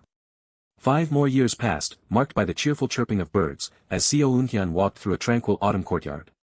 Now, 50 years since his return, the aging warrior reflected on his approaching death. He questioned if young Hoon had also succumbed to fate, concluding that their destinies had been chosen by the heavens. Se-Hoon asserted that his talent had reached its limit, no matter how hard he struggled, and speculated that young Hoon's talent also met a similar end. As Se-Hoon spoke of inescapable fate, young Hoon, surrounded by dark energy, angrily cut him off, denouncing his words as nonsense. Severely injured and coughing blood, young Hoon cried out, trying to speak through the pain that racked his body. Se-Hoon, holding the injured young Hoon, expressed concern over his serious condition and prepared to retrieve medical tools from home. Se-Hoon reacted with a sharp gasp, shock overtaking his features. Young Hoon, carrying Se-Hoon, propelled them rapidly through the air, leaving a trail of destruction below. Se-Hoon, looking back in shock, questioned how young Hoon's arms were intact, having believed them severed. Young Hoon shouted to Se-Hoon about a pursuing cultivator, revealing this chase was the price for having blasted off one of the judgment stage cultivator's arms. Young Hoon laughed triumphantly, manic and bloodied, proud of the meaningful damage he inflicted on the powerful cultivator. With a bloodshot, manic gaze, young Hoon declared he had seen with his own eyes the unreachable realm beyond the 5-path core, a sight that drove him to mad laughter. Se-Hoon reacted with profound shock and terror, his mouth agape as he stared up at young Hoon. Young Hoon, bloodied and defiant, unleashed a torrent of energy, roaring that he had risked and burned away his life forces to reach this moment. Se-Hoon watched, profoundly shocked by the raw power, realizing he was witnessing true enhanced chi. Young Hoon proudly declared this enhanced chi had allowed him to shatter a core formation cultivator's arm, as the destructive energy ball plunged towards the ground. A monstrous explosion erupted, violently tearing apart structures. Watch, Boon-hyun. Young-hoon proclaimed, presenting the devastation as the culmination of his life's relentless martial arts training. A gasp escaped Se-Hoon's lips, the wreckage before him was unmistakably his own home. For 50 years he had poured his entire fortune, earned as the infinite fighting spirit, into that house, now reduced to ash. Young-hoon's manic laughter filled the air as he revealed his true purpose. He had traveled far and wide to display this power, intending to pass on his will. Though rage initially threatened to consume him, Se-Hoon forced himself to calm down, meticulously observing the martial arts performance unfolding. A 3-story building, once a solid structure, had been obliterated without a trace. A grim relief washed over him, knowing no servants were home, otherwise, hundreds would have perished in that single, devastating attack. Through the intricate wreckage, Se-Hoon discerned faint blade traces, realizing the enhanced chi ball had been a terrifying concentration of thousands of blade energies. Both men plunged through the sky as Se-Hoon registered the unbelievable force, far exceeding any martial art Young-hoon had previously displayed. Young-hoon, bloody and broken, struggled to explain that this new power allowed him to finally confront powerful cultivators head-on, a feat previously requiring ambush. "We're falling!" Se-Hoon cried out as they plummeted through the air. A violent impact shook the ground. Dust and debris rained down, blanketing the desolate landscape. From the depths of the impact crater, Young-hoon's voice rasped a desperate plea for his techniques to be remembered. These techniques were his life's realizations, he begged, imploring Se-Hoon to pass on his martial arts to future generations before his eyes closed. "I heard you, so stop talking," Se-Hoon urgently commanded, prioritizing Young-hoon's life above all else. A new threat emerged as a sect member, perched high in a tree, declared he had found the ultimate martial spirit, noting their poor escape choice. "Hey, civilian," the sect member commanded, labeling Young-hoon a criminal who had committed unspeakable crimes against cultivators, and ordered Se-Hoon to abandon him. Se-Hoon, still holding the injured Young-hoon, calmly questioned the sect member's purpose and relationship to the accused. Se-Hoon broke into a swift run, carrying Young-hoon on his back. The sect member scoffed, dismissing Se-Hoon's escape as pointless, wondering if Young-hoon hadn't warned him about their organization. A dark purple aura enveloped the sect member as he laughed, declaring the chase would be his entertainment and challenging Se-Hoon to run his hardest. Gasping for breath, Se-Hoon looked back, terror seizing his features. The ground rumbled as a horde of monstrous Jiangshi erupted from the earth, sending a fresh wave of terror through Se-Hoon. "Damn it, I'm too old for this." Se-Hoon cursed as the zombie-like Jiangshi relentlessly pursued him through the forest.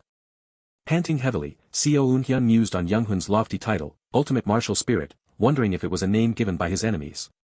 He found dark irony in the situation, two legendary spirits, the ultimate martial spirit and the infinite fighting spirit, now both desperately fleeing a horde of Jiangshi. "Never mind that, you need to stay awake. Please, say something." Se-Hoon pleaded with the unconscious Young-hoon, the footsteps of their pursuers drawing closer. One of the zombie-like creatures shrieked, lunging aggressively. Se-Hoon drew his sword, grimacing as he shielded the injured Young-hoon from the attacking Jiangshi. He delivered a powerful kick. With a forceful grunt, Se-Hoon decapitated the creature, sending its body flying amidst the horde. "Damn it, you should be carrying me." Se-Hoon gasped, playfully admonishing Young-hoon as he struggled onward, complaining of suffocation and his companion's unfortunate injury. The Jiangshi continued their relentless pursuit, but Se-Hoon bit down on his pain and kept running. Morning bled into night, and the sun rose and fell countless times as he splashed through mud, their pursuers still a distant silhouette. He was utterly exhausted, each breath a painful, ragged gasp. Se-Hoon reached the edge of a towering cliff, the Jiangshi still scaling the sheer rock face below. "Shocking," the sect member conceded, astonished that a mere civilian had endured the relentless Jiangshi for 3 days and nights. He declared that Se-Hoon could no longer run, and any further attempt would be utterly futile. The sect member then stated a devastating truth: the ultimate martial spirit was already dead. "I know," Se-Hoon replied, his voice heavy with resignation, revealing his true profession as a physician. The sect member's voice was cold, asking why Se-Hoon had bothered running, since he only cared about the ultimate martial spirit and not him. A quiet, melancholic laugh escaped Se-Hoon's lips. "You're laughing?" the sect member asked, a hint of irritation in his voice. Se-Hoon slowly drew his sword, listing the powerful techniques he had mastered: Severing Mountain Sword, Dragon Vein Chi Method, Mountain Lord Martial Arts, and Transcending Peak Steps, all despite his inherent lack of talent. He had achieved this mastery, he explained, entirely thanks to the teachings of Kim Young-hoon, who was not only from his hometown but also his cherished martial mentor. "If you want to take my master's head," Se-Hoon roared, his sword now fully drawn, "you'll have to take mine first." The sect member stared back, his expression cold and menacing. TCH, the sect member sneered, wondering if Se-Hoon's lack of fear stemmed from ignorance or simply the audacity of old age, as the juncture stirred around them. Alright, I'll show you, he declared, gathering dark energy, promising to reveal a cultivator's power to inflict pain far worse than death. Massive spectral hands of dark energy manifested, surging forward with a chilling whoosh. Se-Hoon quickly turned, a wave of surprise washing over him. He realized with a jolt of horror, the attack was not meant for him. Kim Young-hoon shrieked in agony, his arms severed, leaving only bloody stumps. This is. Se-Hoon stammered, watching in horror as Young-hoon collapsed, now completely armless. You parasite, the sect member declared, promising to make Young-hoon pay a heavy price for daring to look down on a cultivator. You, evil bastard. Se-Hoon roared, his face contorted in pure, unadulterated rage. Now, ultimate martial spirit, the sect member commanded, forcing the controlled Young-hoon, now with glowing eyes and an evil grin, to turn his sword upon his own disciple. A wretched shriek tore through the air, filled with savage, unholy aggression. Blades crashed with a searing flash of purple energy as Se-Hoon clashed against the corrupted form of his own master. Se-Hoon, his face contorted in a grimace of rage, cursed the unseen force that had so cruelly desecrated his master's soul, watching the horde of reanimated corpses gather. Meanwhile, the cultivator, the true puppet master behind the horrific scene, observed with a chilling, knowing smile. Though his master's possessed form couldn't fully wield his martial arts, the raw power infused by the cultivator made every blow immense, forcing Se-Hoon to defend desperately. The sheer force of the assault was overwhelming, and Se-Hoon knew his aged body couldn't endure such power and speed for long. Damn it! Se-Hoon cursed, his face a mask of frustration and pain as he fought to block a devastating strike. Raising his glowing sword, Se-Hoon acknowledged the immense desecration of having to fight his own deceased master, yet his resolve hardened. I'm sorry, Se-Hoon whispered, a mix of regret and grim determination etched on his face, resolving to end the terrible battle swiftly. With a surge of purple energy, Se-Hoon unleashed the 21st move of the Severing Mountain Sword Arts, declaring its name, Heavenly Lake. The Heavenly Lake, unlike the martial arts' other moves named for rugged landscapes, held a serene and expansive beauty in its very essence. A younger Se-Hoon, in a moment of reflection, had once pondered why this particular move, amidst gorges and peaks, bore such an unusual name. Since this is a move from the Severing Mountain Sword Arts that my soul brother improved in my last life, Se-Hoon had wondered, he must know the reason, right? His companion mused about Baked Mountain, wondering if the Heavenly Lake referred to that sacred peak. The young Se-Hoon, sharing a light-hearted moment with his companion, speculated it might be a nod to their distant homeland, Korea, a memory of a time before. A shared laugh, light and free, echoed across the quiet landscape, briefly chasing away the weight of their current world. Heavenly Lake, a magnificent body of water reflecting the myriad forms of the world, yet itself remaining ever serene and unchanging. Se-Hoon held his glowing sword, understanding that the sky and the mantra represented his martial arts opponent, the ultimate challenge. But the lake itself represented his own unwavering strike, ready to contain and absorb all that confronted him. The cultivator's possessed minion reeled back, struck by an invisible force, screaming in agony as energy burst around him. The Heavenly Lake technique, Se-Hoon realized, was designed to instantly absorb an opponent's meridian power into his sword aura, bouncing them back while engulfing their energy within his blade. It was a unique technique, only possible for him, a top-notch physician and master of the 8 extraordinary meridians, a martial art custom fit to his very being.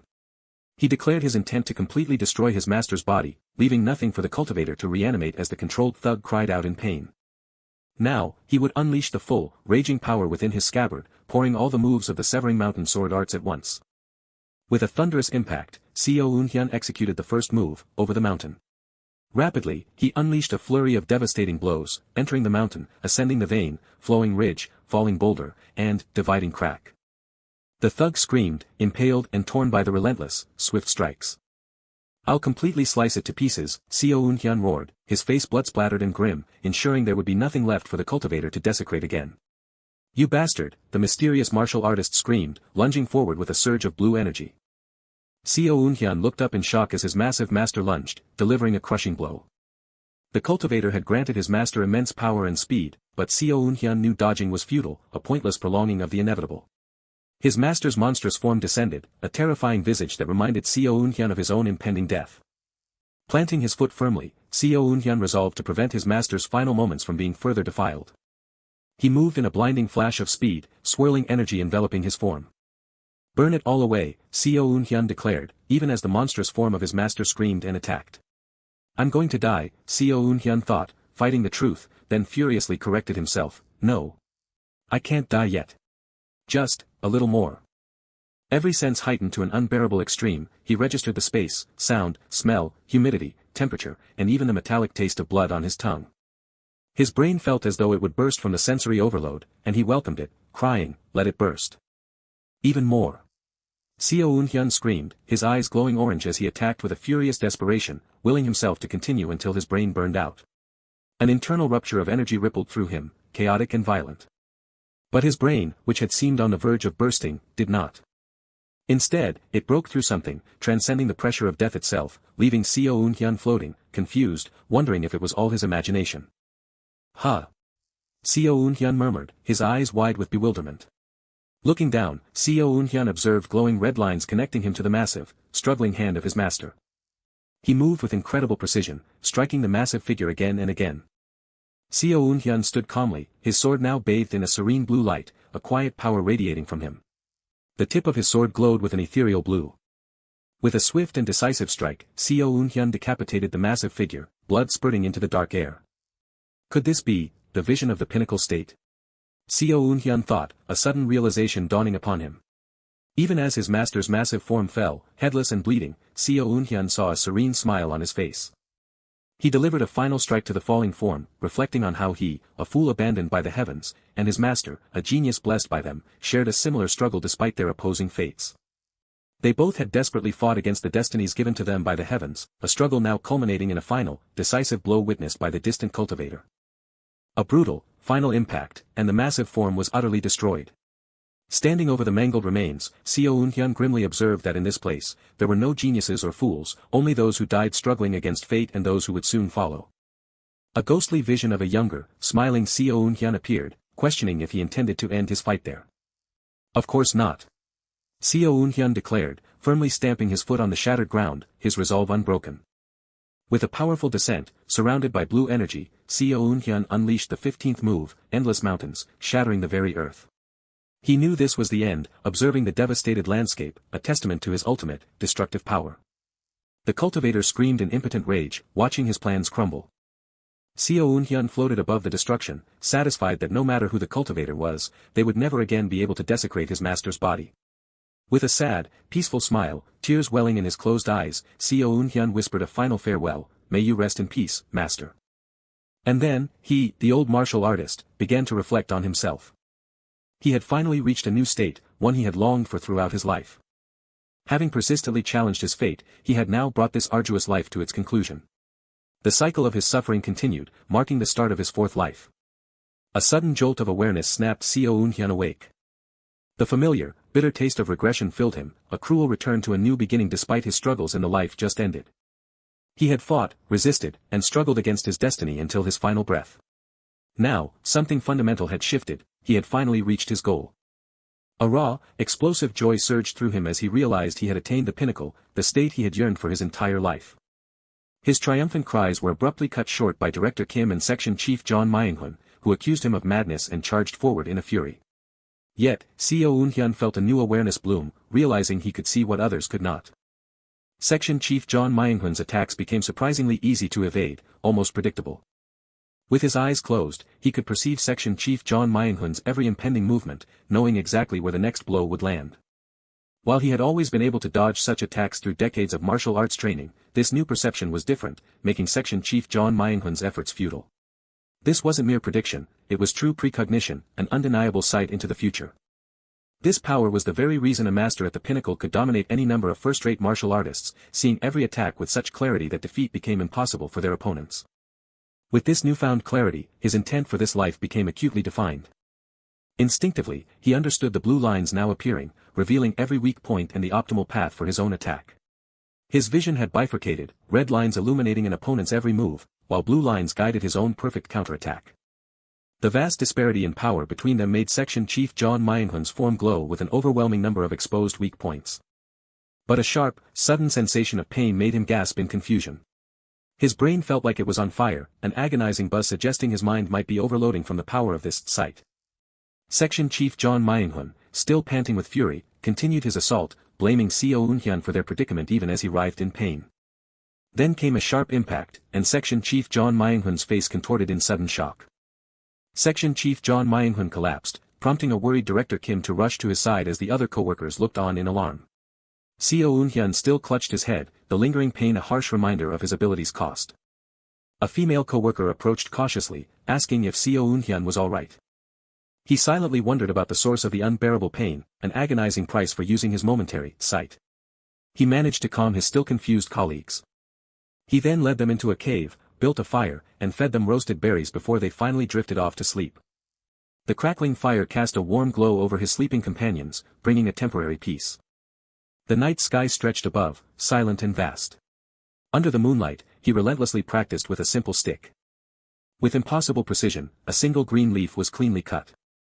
He noted with quiet satisfaction how he had cleaved a leaf in two with a blunt wooden stick, devoid of any internal energy.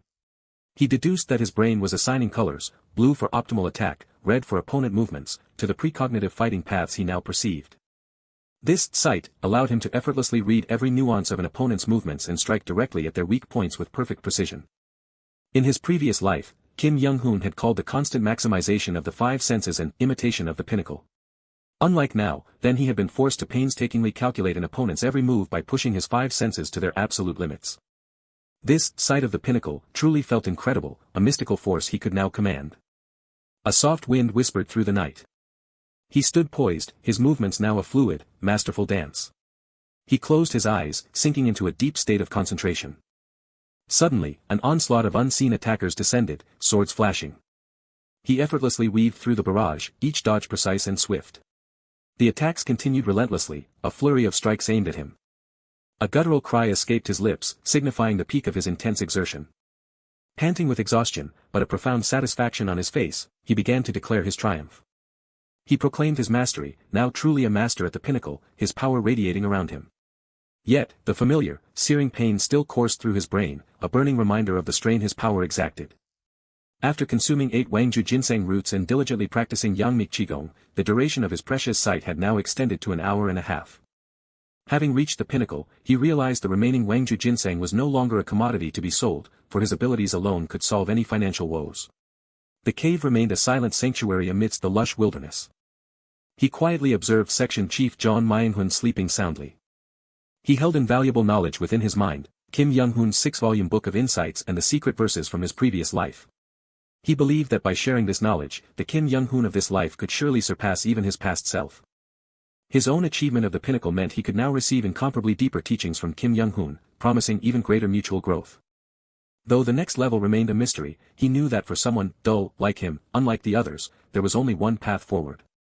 He resolved to engage in endless training, constantly maintaining the sight of the pinnacle until his brain fully adapted to its immense strain.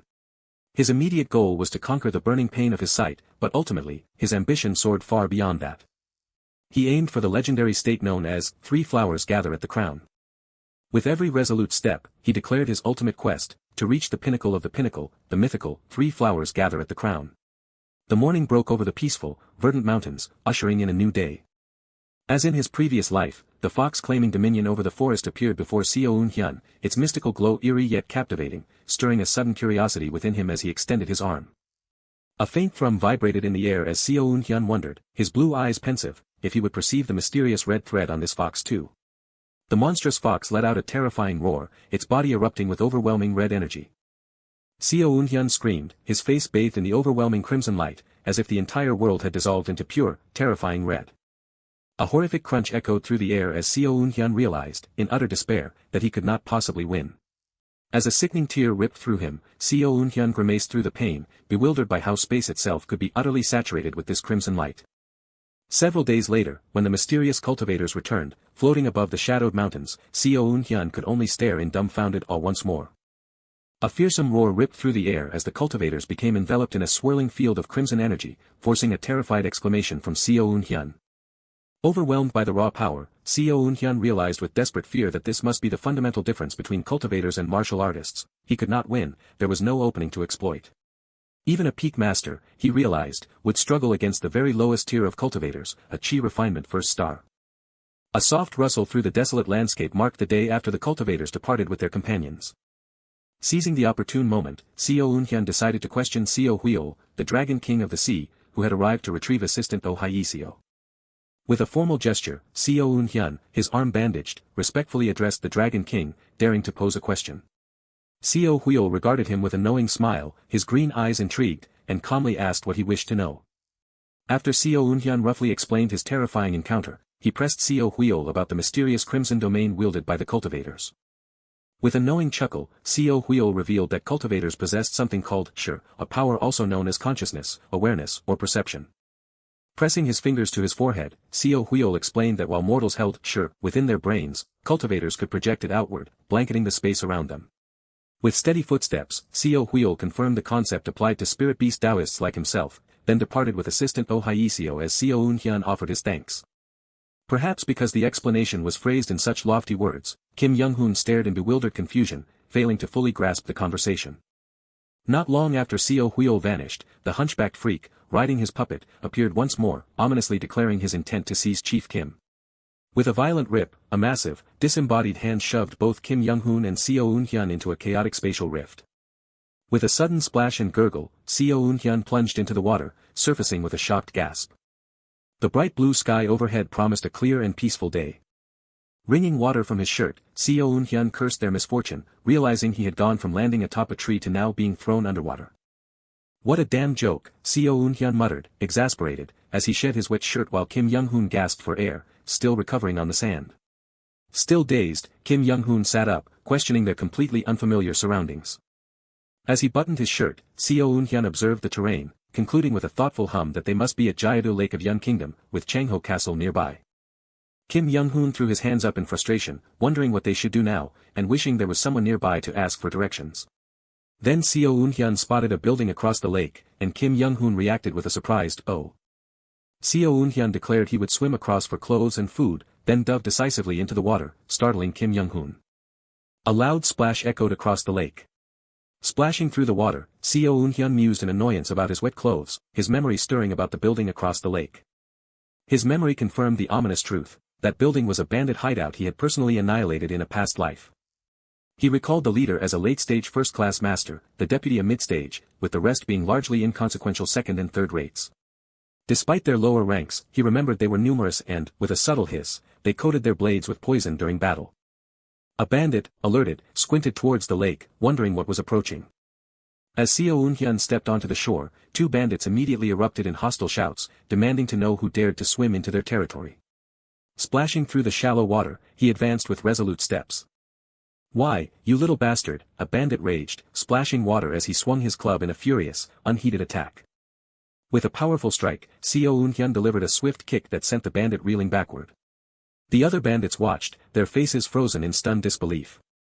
He tapped a plain wooden stick, testing its weight, and decided it was good enough. With steady steps, Se-Hoon advanced towards the armed bandits, challenging them directly, "How many have you killed here?" "You son of a bitch," a muscular bandit raged, boastfully claiming over 50 kills as he swung his spiked club. With a crushing impact, Se-Hoon countered the blow, sending blood splattering into the air. The remaining bandits recoiled in a mixture of outrage and shock. His face set in grim determination, Se-Hoon began his solemn declaration. With a dramatic thud of his stick, Se-Hoon stood tall and powerful, challenging any bandit who had ever taken a life to face him now. The large wooden building hummed with boisterous noise. Inside, the bandits reveled in drunken laughter and raucous noise, oblivious to the approaching threat. A bandit roughly seized a tied and injured woman, her defiance clear despite her wounds. A bandit, preparing tea, suddenly noticed a new presence, his face etched with surprise. A horrifying boom rumbled through the building as Se-Hoon appeared silhouetted at the top of the stairs, holding a bloody stick and a severed head, striking terror into the bandit below. From his tiger-skin throne, the furious bandit leader bellowed, ordering his men to arm themselves against the intruding rat. Se-Hoon walked with steady steps through the chaotic room, calmly navigating past fallen bandits as others scrambled to arm themselves. A faint hum of power emanated from him as Se-Hoon declared with cold resolve, "No need to even ask. You all have to die." The ground lay littered with the bloody, lifeless bodies of the defeated bandits, a grim testament to the devastating battle. The injured bandit leader coughed blood, whimpering in terror as he recognized the power of a peak master and begged for his life. Se-Hoon's foot stepped with a squelch into a pool of blood as he calmly stated, "One question." A deep rumble accompanied Se-Hoon's intimidating question about how long he had been there, to which the whimpering bandit leader replied, "About 1 day Jiang."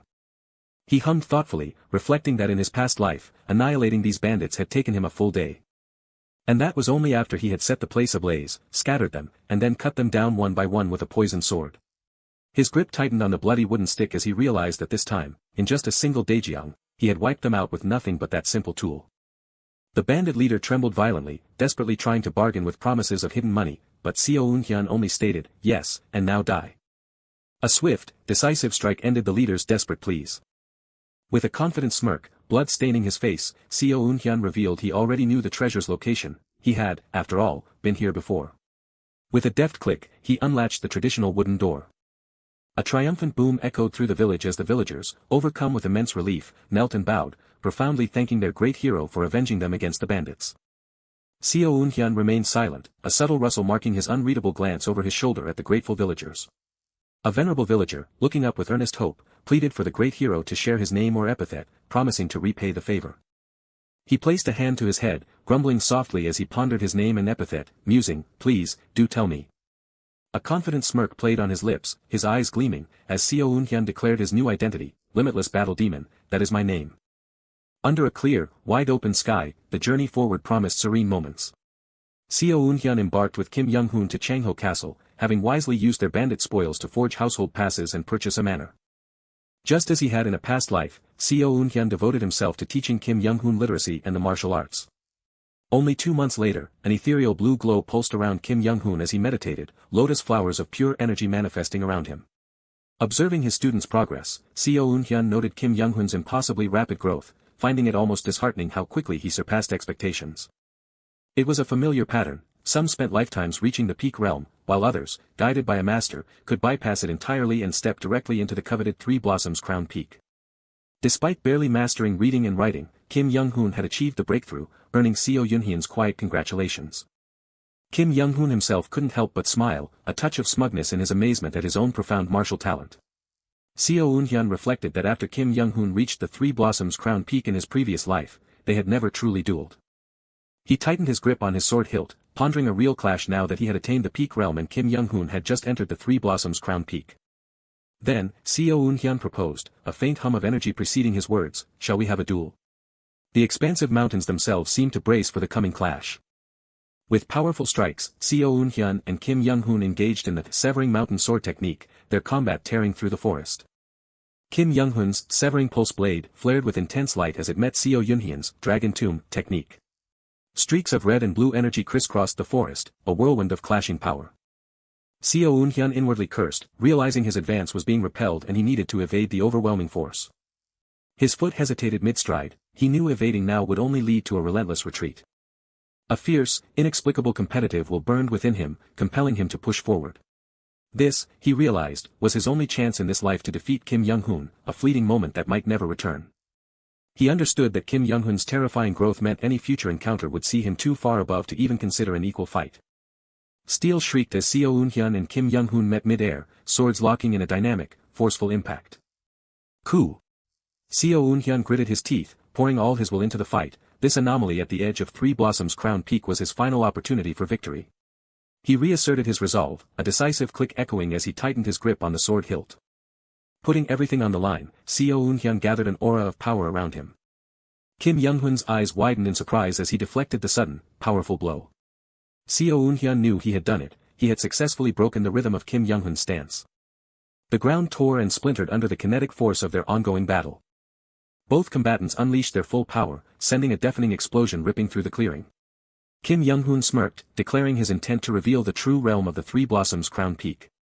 Every sense Se-Hoon possessed screamed danger, warning him that something truly formidable was approaching. Kim Young-hoon channeled a potent blade force, his sword glowing intensely with blue energy. With a fierce battle cry, Kim Young-hoon unleashed a massive, sweeping attack. Se-Hoon knew a direct hit would tear him apart, yet he stood defiant. He held his sword aloft, preparing the severing mountain sword technique that he had trained so diligently to master. Then, Se-Hoon unleashed the severing mountain sword, Empty Valley Echo, a peerless martial art created by the prodigious Kim Young-hoon himself. A colossal explosion of blue energy erupted from the earth, engulfing the forest in its brilliant wake. Dust and debris rained down gently in the aftermath of the powerful impact. Amidst the lingering haze, Kim Young-hoon, now standing relatively unscathed, commented on the impressive display. He expressed utter astonishment that Se-Hoon had withstood his counterattack, a feat that defied all expectations. Kim Young-hoon conceded defeat, his broken sword blade lying on the ground a clear symbol of his loss in this fierce duel. He graciously acknowledged Se-Hoon's exceptional skill and seasoned experience. Sheathing his sword, Se-Hoon quietly assured Kim Young-hoon that, from this day forward, he would never be able to win against him again. After this duel, Se-Hoon knew he wouldn't surpass Kim Young-hoon until his next life, a truth reflected in Kim Young-hoon's intensely focused eyes. Se-Hoon then announced to Kim Young-hoon that, as he had reached the Three Blossoms Crown Peak, he had prepared a special gift. Kim Young-hoon, surprised, asked if their recent duel wasn't gift enough, but Se-Hoon only offered a small, bound volume. Kim Young-hoon recognized it as Record of the Martial Arts Surpassing Through Cultivation and Leaps, a manual Se-Hoon explained required a minimum of the Three Blossoms Crown Peak to even begin understanding. Se-Hoon, confessing he couldn't make sense of it himself, presented it to Kim Young-hoon, who gratefully accepted it as a fated encounter he would diligently study. Soon after mastering his literacy lessons, Kim Young-hoon completely immersed himself, devouring all 6 volumes of the extraordinary manual. 4 months passed in a blur of diligent study and intense cultivation. Kim Young-hoon returned to the manor with a hefty bounty, excitedly announcing his triumph to Se-Hoon. But as he looked around, Kim Young-hoon realized Se-Hoon was nowhere to be found. He concluded that Se-Hoon had left the house entirely, as there was no lingering trace of his presence. Suddenly, Se-Hoon appeared, glowing with a dark purple energy, his menacing smile startling Kim Young-hoon into an open-mouthed shock. Se-Hoon, now effortlessly floating, praised the supreme martial manual, boasting that Kim Young-hoon hadn't detected his stealth technique at all. Kim Young-hoon was utterly bewildered by this strange, newly displayed technique. In his past life, Se-Hoon had only used this technique after reaching the 5-path core, making his current mastery less than a year after regression an astonishing anomaly. Smiling confidently, Se-Hoon explained the technique's deadliness, noting that if even a peak realm master like Kim Young-hoon couldn't sense him, he could assassinate anyone. Kim Young-hoon thoughtfully acknowledged the raw power of such talent. Kim Young-hoon then proposed that he roam the martial world to gain combat experience, asking Se-Hoon if he would join him. Se-Hoon declined, explaining his need to further stabilize his peak realm, which Kim Young-hoon acknowledged, noting his inability to yet use sword threads. Furthermore, Se-Hoon revealed an intriguing interest in the imperial court. He explained that his service in the government office might one day prove beneficial to Kim Young-hoon's future endeavors in the martial world, earning Kim Young-hoon's sincere gratitude. Thus, they agreed to part ways, though Se-Hoon harbored ulterior motives for his entry into the imperial court. His past as a Murim Alliance strategist had revealed that the Yun Kingdom's royal family was unusually entangled with cultivators. 64, rumor had it that. The moment passed in silence. The Yun imperial family was even a cadet branch of the Cultivation Path clan, prompting Se-Hoon to apply to the Yun Kingdom's military. Thanks to his reputation as a bounty hunter, the military eagerly welcomed him, and he swiftly rose to the rank of general through his combat prowess. Within 5 years of his regression, Se-Hoon had flawlessly joined the Imperial Guard. A senior officer instructed Se-Hoon to guard His Majesty the Emperor with his life, confident that his peak realm status made him more than capable. Se-Hoon firmly acknowledged the orders, his sword at his side. He was then placed into the Imperial Shadow Guard, enduring 4 grueling months of stealth and concealment training before being deployed for the Emperor's protection.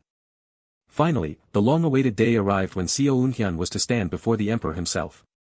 As he did, Se-Hoon made a shocking discovery that left him wide-eyed and stunned. The Emperor, with a chilling smile, was a cultivator. An ancient sect leader observed with a knowing smile as a deep hum resonated through the richly decorated room.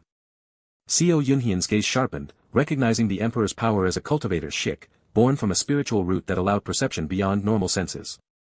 The vast blue sky stretched endlessly above. The truth became undeniably clear when Se-Hoon met the imperial princes and princesses. Almost the entire imperial family were cultivators possessing shik. Yet, none seemed particularly advanced, they were far weaker than even the powerful fox Se-Hoon had encountered before. Still, they were chi-refining stage cultivators, and a deep, resonant hum echoed as Se-Hoon wondered why a mere peak master like himself was tasked with guarding them. Even more bewildering, the Emperor's aura was not that of a simple first-level chi-refining cultivator, a powerful tremor suggested he wielded strength greater than the entire Shadow Guard combined. Se-Hoon questioned if the Emperor kept them around simply because he couldn't be bothered to deal with assassins himself. After all, the Emperor was the most frequent target for assassination within the palace, as shadowy figures often traversed the rooftops under the mysterious night sky. Assassins came almost every night, and every night, Se-Hoon moved swiftly and decisively, fighting and defeating them amidst the splattering of blood. Amidst the relentless onslaught and fresh bloodshed, Se-Hoon grimly pondered if he should be grateful for the abundant combat practice. 5 grueling years passed in this manner, serving tirelessly in the Imperial Shadow Guard, each night marked by the fall of another foe. During that same period, Kim Young-hoon rose to become the revered Martial Alliance leader, yet as the Emperor's guard, Se-Hoon was forbidden from meeting him. Defying orders, they met in secret, sharing drinks and catching up on all that had transpired. And then, something shifted profoundly.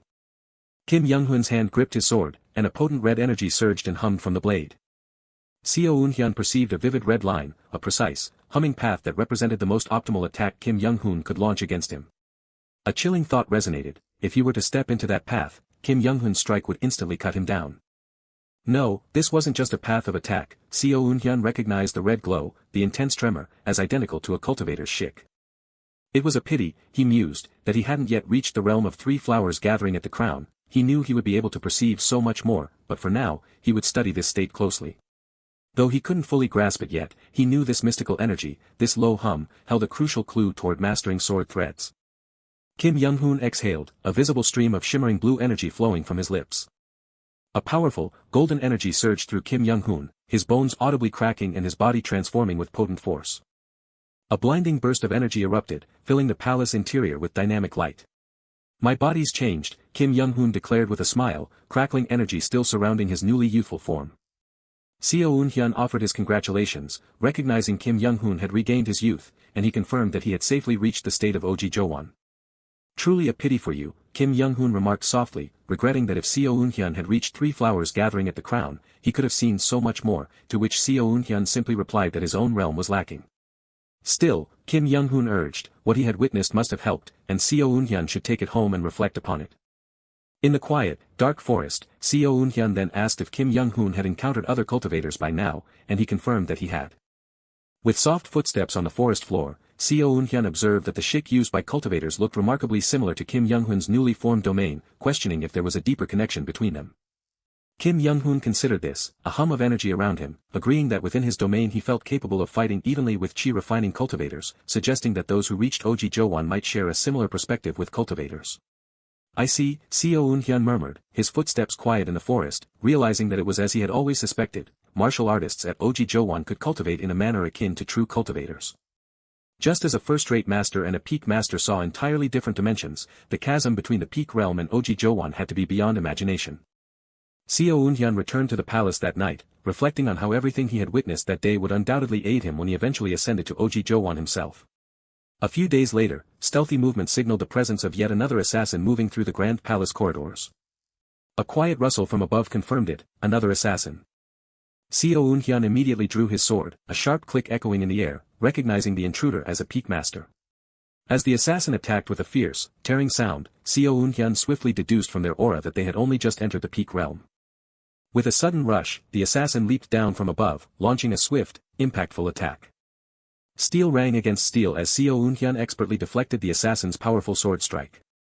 Strange, Se-Hoon thought, a furrow in his brow. He knew he should be focused on the fight, yet the vivid image of Kim Young-hoon reaching Oji-Jowan refused to leave his mind. A soft hum emanated from his blade as he pondered, what was sword chi, truly? It was the proof of unity between sword and body, the mid-stage of a first-rate master.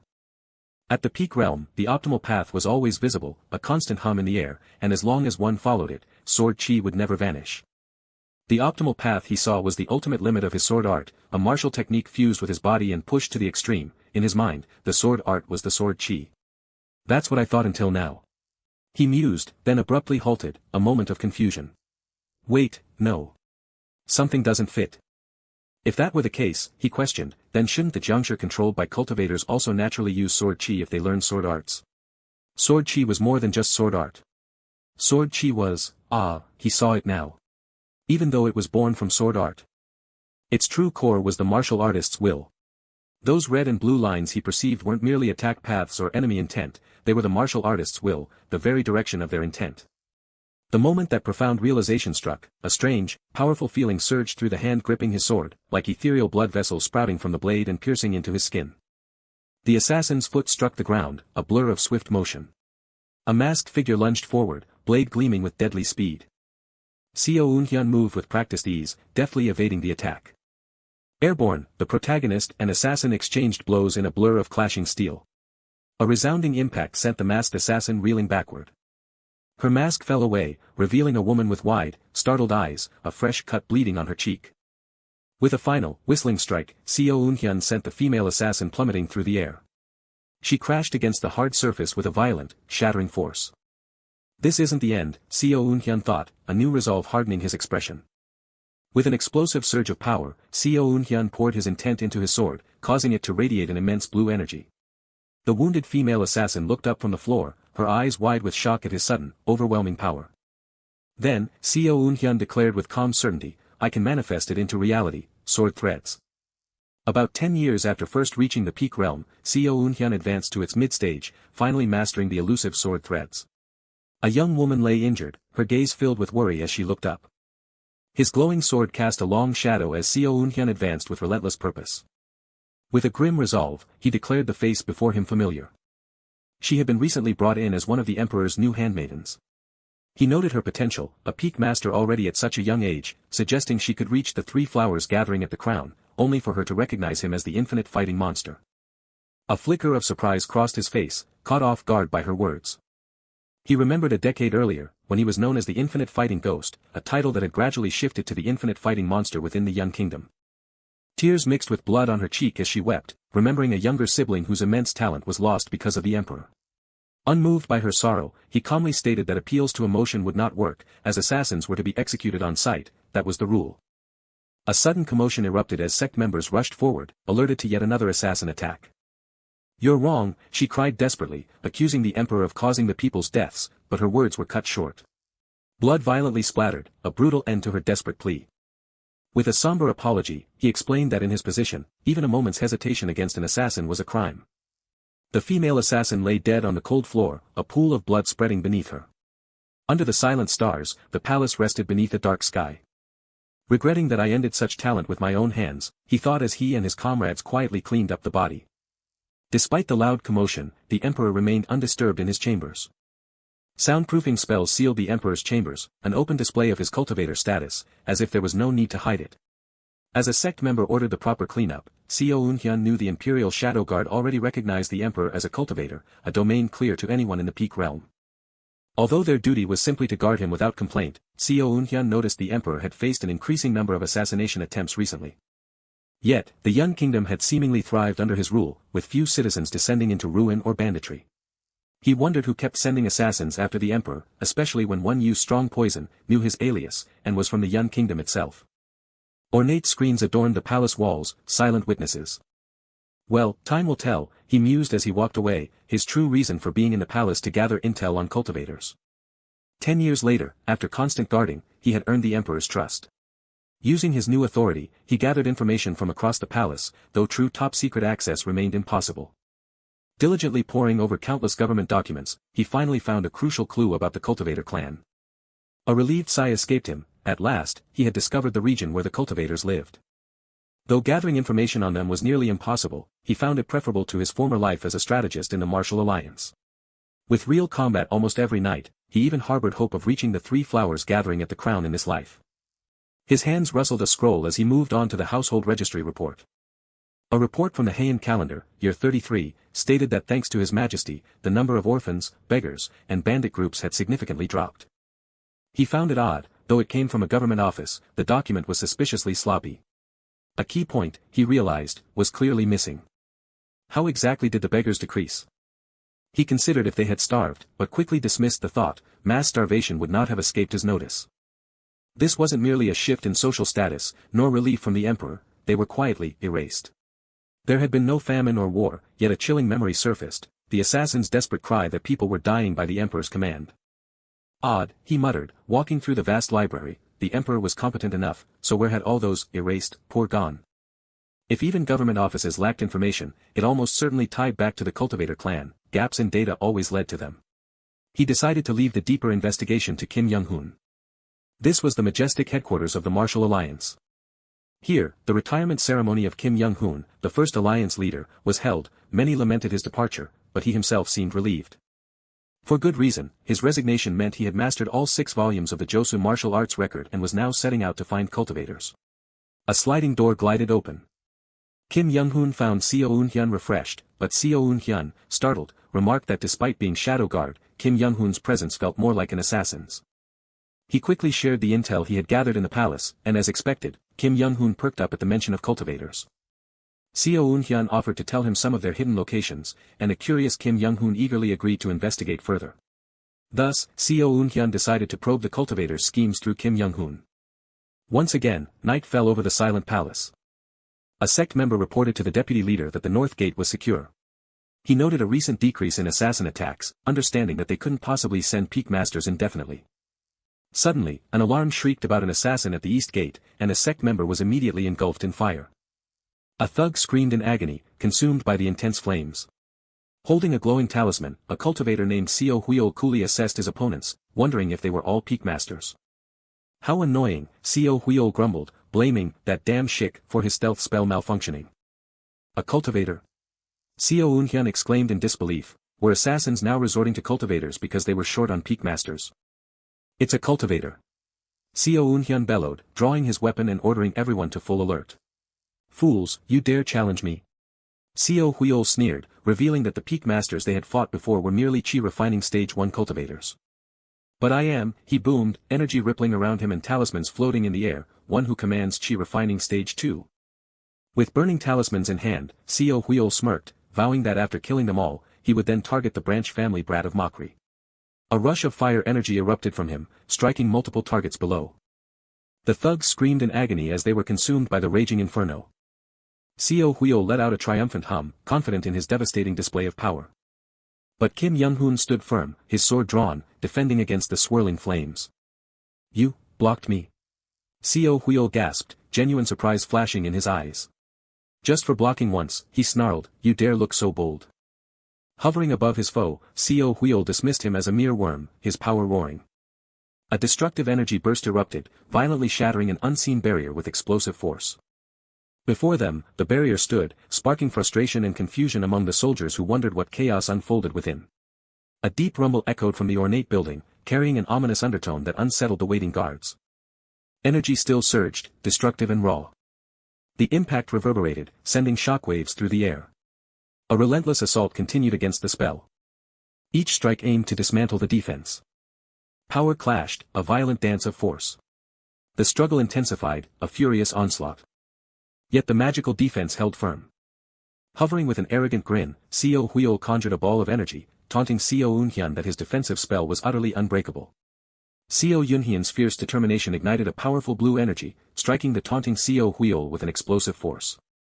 The blue energy burst outward, crackling with immense, destructive power. Se-Hoon gasped in disbelief, his wide eyes betraying shock and rage as he spat out a furious curse against his lunatic attacker. The attack intensified without mercy. A desperate struggle unfolded. The air shimmered with clashing energies.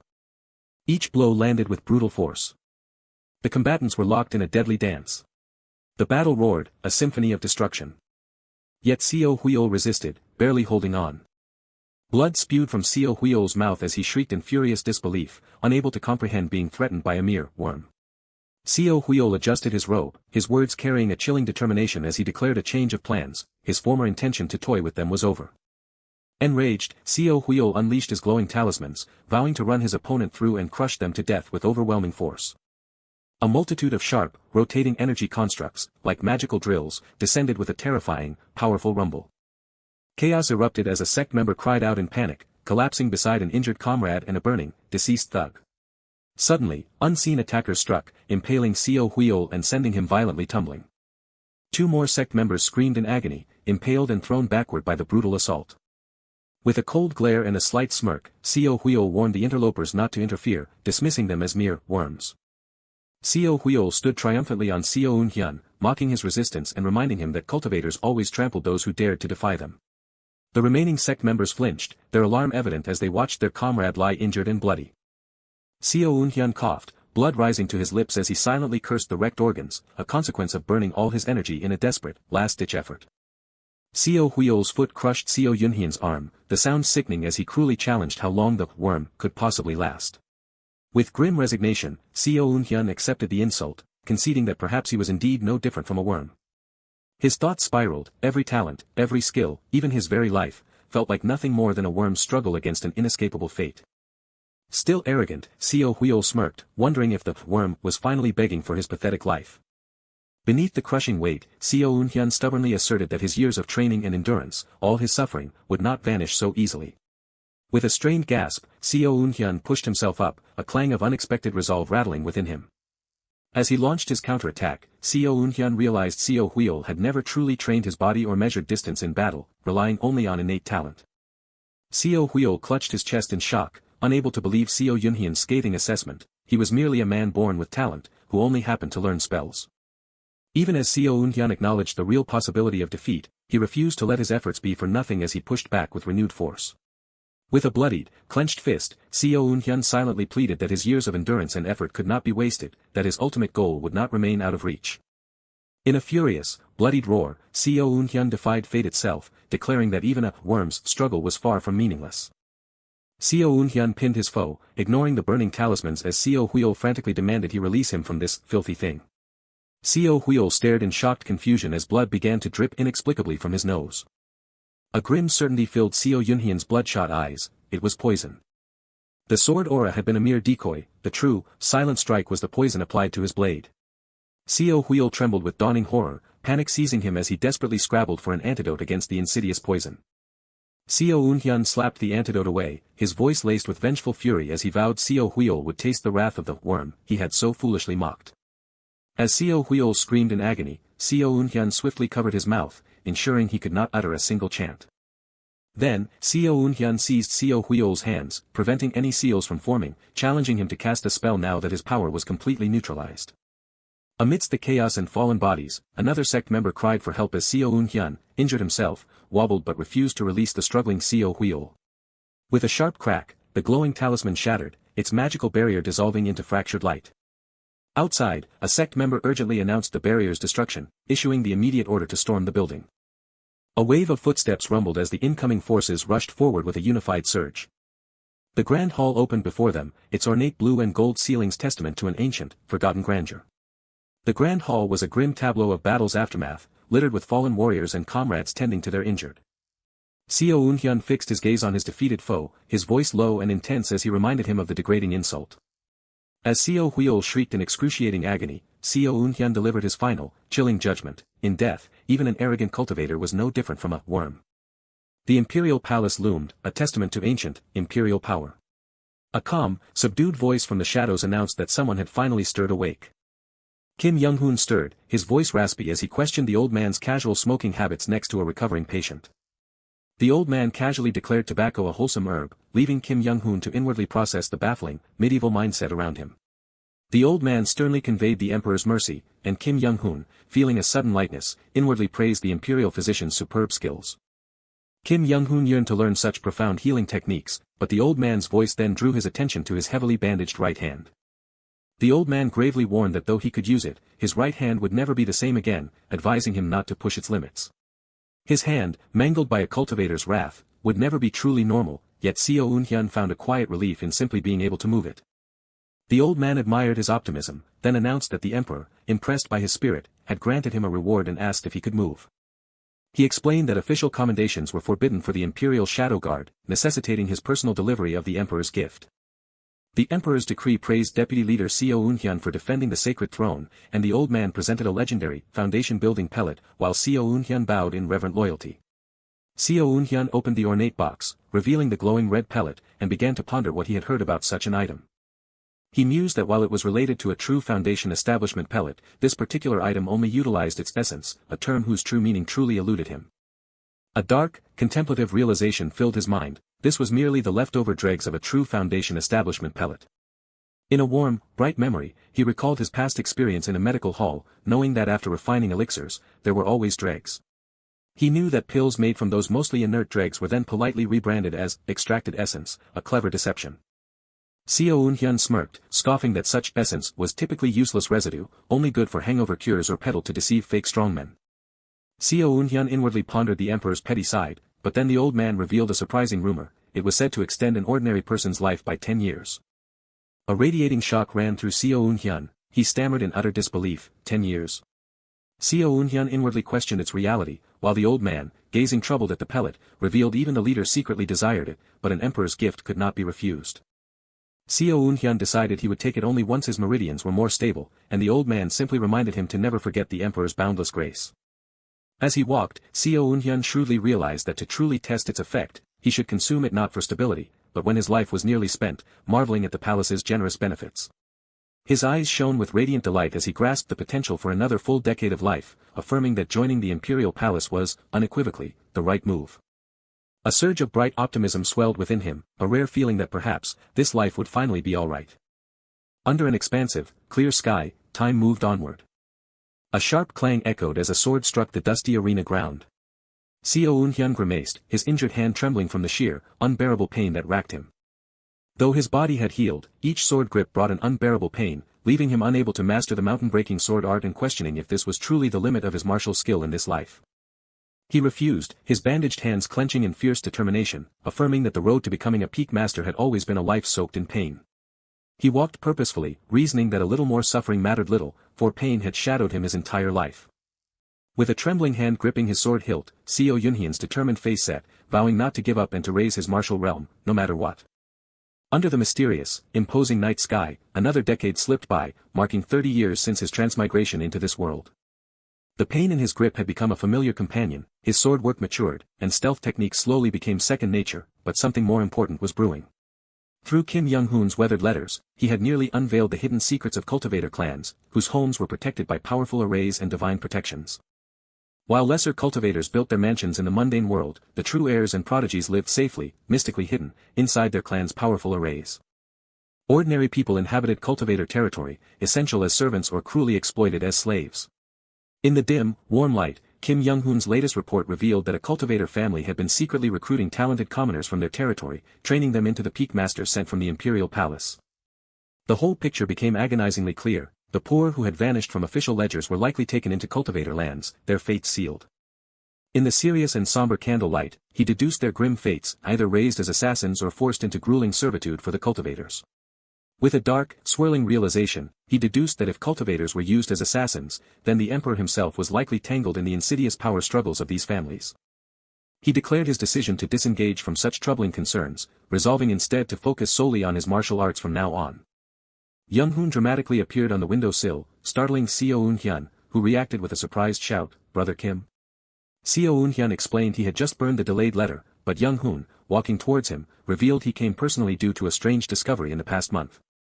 Se-Hoon questioned his meaning, but Young-hoon, drawing his sword with a tense, swift motion, declared they must first break through the suspicious spells around them. Young-hoon began to explain the two powerful cultivator families in Yun Kingdom, a detail Se-Hoon confirmed he already knew from the letter. Young-hoon dramatically revealed the two clans, the current Imperial Mockery clan, and with an ominous flourish, the former Imperial Jin clan. Young-hoon explained that for centuries, the Mockery and Jin clans had fought for control, with the Mockery finally seizing power 100 years ago, driving out the long-ruling Jin clan. With their influence greatly diminished, the Jin clan resorted to recruiting commoners and training them into peak masters for assassinating the emperor, a desperate measure to regain their lost power. Se-Hoon confirmed his prior knowledge, but Young-hoon then delivered the crucial revelation: the Jin clan mass-produced peak masters by implanting vengeful family spirits directly into the assassins' bodies. The dark, intense power of the vengeful spirits drew out every ounce of vitality, forcing their host's talent to the extreme. Se-Hoon reeled in horror, questioning if the Jin clan killed the assassins' families, only for Young-hoon to correct him with a chilling revelation: it was the current imperial family who slaughtered them. The true perpetrators were revealed: the Mockery clan, the powerful cultivator house behind the imperial family, whose ominous power now boomed forth. Se-Hoon gasped in profound shock as Young-hoon revealed that for the past 2 to 3 decades, the Mockery clan had captured orphans, beggars, and poor farmers to make their vile medicine. With an intense, horrific rumble, the Mockery clan collected essence blood and innate chi from commoners, creating a forbidden elixir meant to unnaturally extend cultivators' lifespans. They targeted those who wouldn't be missed, capturing them in dark, frantic pursuits, then grinding them down to a base ingredient for their vile medicine. Se-Hoon recoiled in profound horror, his face twisted in disturbed disgust. "That's cannibalism, isn't it?" From the intense darkness, Young-hoon confirmed with grim finality, "Yes. That's exactly it. They are eating people." He gagged in utter revulsion, thinking, these so-called cultivators, these scum who claimed to cultivate the Tao to ascend to heaven, were committing such atrocities, not even rogue sects. A sickening wave of nausea swept over him, disorienting his senses completely. A wave of nausea and disgust at the Imperial cultivator's cannibalism washed over him, as a distraught female voice screamed that common people were dying at the Emperor's command. His hand trembling with dark, somber despair, he thought of how many innocents he had unknowingly killed with his own hands, all while protecting the very system that allowed such depravity. While investigating the Mockery clan, young Hoon was contacted by the Jin clan, who offered him a chance to join them in toppling the Mockery. Young Hoon accepted, his voice resonating with the Jin clan's fervent belief that those filthy bastards who devoured people must not be allowed to live or rule this country. Having gathered like-minded masters from many martial arts sects, young Hoon now invited Se-Hoon to join him, arguing that the Jin clan would at least be a preferable alternative to the Mockery cults. With serious, determined eyes, he grimly contemplated the impending end of his second life, a life already defined by endless regression. He wondered if the sinister reason the Foundation establishment cultivators had stopped them back then was truly connected to this very depravity. His face etched with righteous anger, Se-Hoon, seeing his past actions in a new, horrific light, declared his decisive commitment. "All right, I'll join as well." With a dynamic resolve, Se-Hoon departed the Imperial Palace with Kim Young-hoon that day, embarking to join the forces fighting against the corrupt Imperial cultivator families. The greatest martial artists of Yenghua converged at a grand pavilion on the outskirts of Seokyung City, setting the stage for a momentous alliance. Among them were elders from the legendary 4 Stars and 3 Demons, alongside revered figures from all of Yenghua's great sects, signaling an unparalleled assembly of power. Each master had attained the martial peak, with over 10 reaching the revered 3 Flowers, a collective strength capable of toppling the empire if not for the cultivators. One martial artist angrily challenged the decision to bring someone affiliated with the very emperor they sought to overthrow, declaring his complete distrust. Se-Hoon knew this moment was his only chance to earn their trust, a difficult path he had to walk. Then, in a sudden, explosive burst of raw fury, Se-Hoon unleashed a volley of curses against the emperor. He continued to unleash every ounce of pent-up frustration he held for the emperor, filling the air with a shocking torrent of profanity. After his prolonged verbal assault, the martial artists, convinced by his fervor, finally tried to silence him, some wincing at his ear-rotting words, but recognizing the genuine disdain behind them. Se-Hoon inwardly sighed, almost regretting he had to stop. He felt he still had so much more to say. With his display of righteous fury, the martial peak masters finally accepted him, and together, they departed to destroy an outpost of the demonic cultivators. Their journey took them through a vast, majestic range of misty mountains. As they traveled, one martial artist noted a subtle clue, a distinctive detail in the clothing, stirring unease among the group. It was the same attire worn by the cultivator who attempted to assassinate the emperor years ago, revealing a profound connection to the Jin clan. The red-haired martial artist affirmed his pledge, presenting those who shared his conviction to fight, and gave the order to prepare for their departure. As they set out, one of the masters questioned their path, but Se-Hoon simply instructed them to follow, as he had a detour to make. Despite another inquiry about their destination, Se-Hoon remained silent, leading the way with a singular focus. They arrived at a desolate field, where Se-Hoon revealed that these were the graves of those who perished at the hands of the Mockery clan, meticulously created by his own hands. A martial artist gaped in astonishment, unable to comprehend that Se-Hoon had personally buried all these countless victims. Se-Hoon then began to conjure the heaven-leading spell, green energy coalescing in his hands. He explained that the souls of these victims were filled with vengeance, and to allow them peace, he had learned this heaven-leading spell from the Jin clan's cultivators. He reminded them that not all cultivator spells were inherently corrupt or disgusting. The true nature of any spell, he declared, lay only in its application. His words echoed with profound wisdom, urging them to prioritize their human heart above the relentless pursuit of strength. After a moment of solemn reflection, one of the martial artists simply urged them to move forward, to steel themselves for what lay ahead. The journey continued through a sprawling, mist-shrouded mountain range. Se-Hoon then declared their next step, to forcibly open a pathway to the dark domain of the Mockery clan. With a low hum of power, the red-haired martial artist began to manifest a potent ability. A brilliant, shimmering portal dramatically tore open in the sky, revealing the distant fortress. The sudden shift in scenery left the martial artists gaping in shock, unable to believe their eyes. But an even more sinister discovery followed as a martial artist recoiled, identifying the horrifying stench of blood and rotting corpses emanating from within. Within the fortress walls, alarms blared wildly, signaling the Jin clan's attack and alerting the enemy to their presence. A powerful, humming blue energy barrier immediately rose, encasing the fortress in a shimmering defense. The red-haired elder acknowledged the Mockery clan's formidable barrier technique, a defense he knew to be consistently excellent. Unwavering, Se-Hoon began his determined advance toward the fortress, sword in hand. Another martial artist, still indignant, questioned the elder about Se-Hoon's seemingly presumptuous advance, wondering why a mere mortal would act with such authority. The red-haired elder defended Se-Hoon, explaining his unique nature and astonishing prowess, claiming they were equals in skill. The revelation sent ripples of shock and murmuring through the assembled martial artists, who found it difficult to comprehend. Se-Hoon's hands began to glow, gathering a sphere of bright, crackling blue energy. With a powerful shout, he unleashed the shimmering blue energy. One martial artist recognized the profound power on display, identifying it as the realm beyond the 5 energies converging to the origin. Se-Hoon plunged downwards, a concentrated column of blue energy guiding his descent towards the fortress. The energy slammed into its target with a deafening, explosive impact. The other martial artists watched in utter, wide-eyed shock at the sheer power of the blow. Even the red-haired elder grimaced, clearly impressed by the overwhelming force. The fortress gate and wall crackled and exploded, its defenses shattered by the powerful electrical energy. But from within, a terrifying horde of grotesque Jiangshi burst forth, their screams echoing with chilling aggression. The red-haired elder immediately rallied his forces, commanding them to break through the Jiangshi and storm the castle. The martial artists clashed fiercely with the Jiangshi horde, the battlefield erupting in explosions and cries of conflict. Amidst the chaos, a martial artist leaped into the fray, delivering a swift and decisive sword strike to a Jiangshi. 2 martial artists reacted with growing terror as they faced the formidable, top-grade martial artists and chi refining stage cultivators, realizing they needed reinforcements. One martial artist began to piece together the puzzle, the familiar Jiangshi and distinct clothing triggering a disturbing realization. The floating figure in the blue robe was unmistakably a cultivator of the Mokli clan, revealing the true puppet master behind the horde. Meanwhile, Se-Hoon focused intently, his eye glowing faintly, pondering why he could perceive such intricate details. He found it strange that these empty Jiangshi corpses could emanate, intent, in red energy trails, wondering how such beings could possess any will at all. He quickly dismissed the idea that it was merely the cultivator's will, then questioned why the Jiangshi, despite their strength, still couldn't use sword chi. Then it clicked, the cultivator himself was the true source, directly controlling the entire Jiangshi horde. By assessing the size of his consciousness, Se-Hoon estimated the controller to be a first star of the chi refining stage. With a crackle of power, Se-Hoon delivered a devastating, lightning-infused strike downward.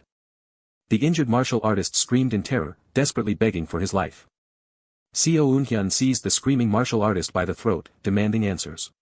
The horrific sight of burning bodies and a skeleton trapped in a wooden wool surrounded them, revealing the Mokli clan's vile deeds. The terrified martial artist, desperate to save himself, shrieked a confession. This was the first refinement process.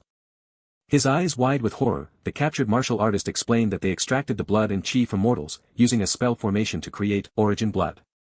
This origin blood was then sent to higher-ranking cultivators in a more advanced domain for secondary refinement, a process that would continue through 5 horrifying stages.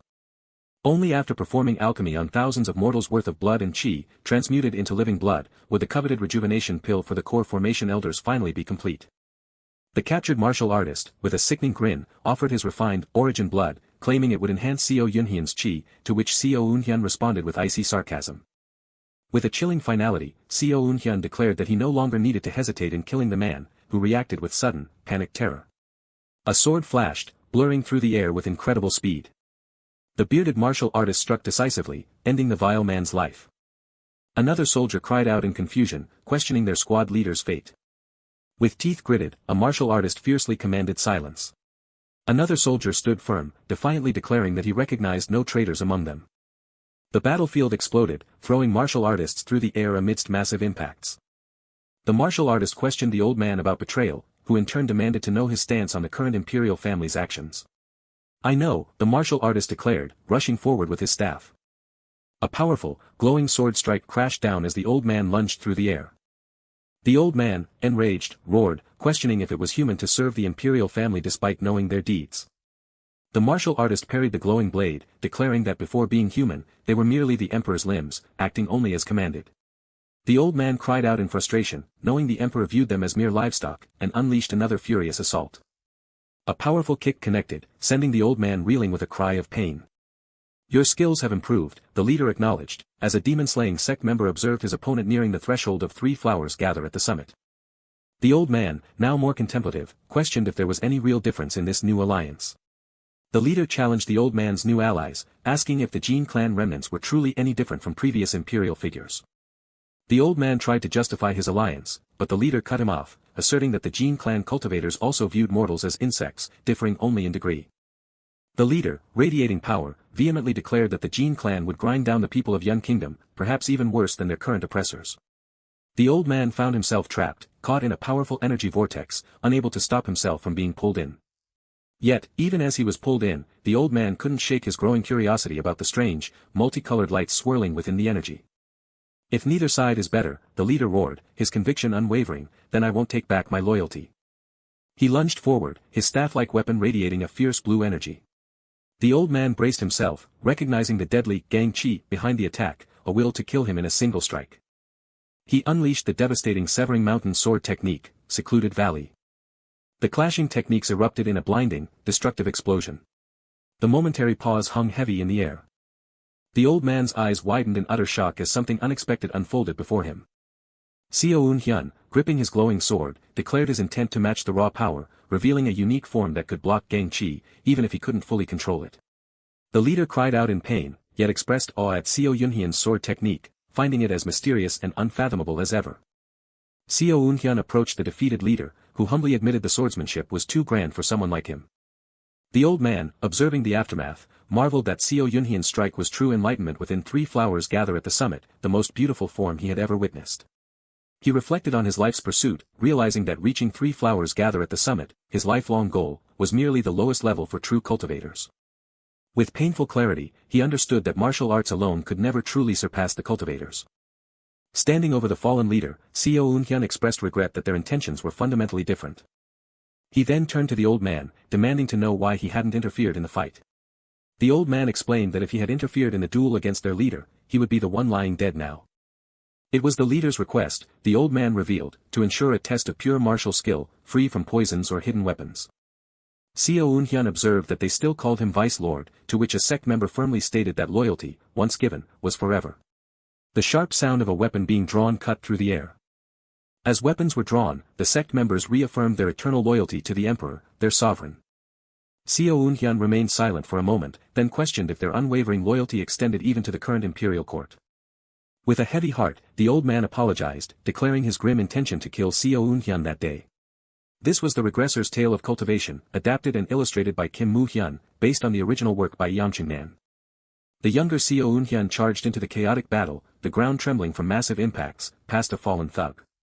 Explosions ripped through the air, sending another thug screaming as he was violently thrown. Everyone, charge, the young Se-Hoon commanded, destroy their refining furnace. A demon-slaying sect member ferociously attacked a bandit, who cried out, die, demonic scum, amidst the brutal melee. Powerful bandits floated above the burning landscape, unleashing waves of fire with a low, menacing hum. A desperate thug screamed for reinforcements, frantically questioning the absence of his allies amidst the chaos. Dust and debris swirled, marking the passage of intense movement. A powerful impact sent debris flying with a blinding flash. The martial artist cried out, his face contorted in pain from fresh injuries, struggling against an unseen force. The old man, bloodied and exhausted, could only pant heavily in the aftermath of the intense battle.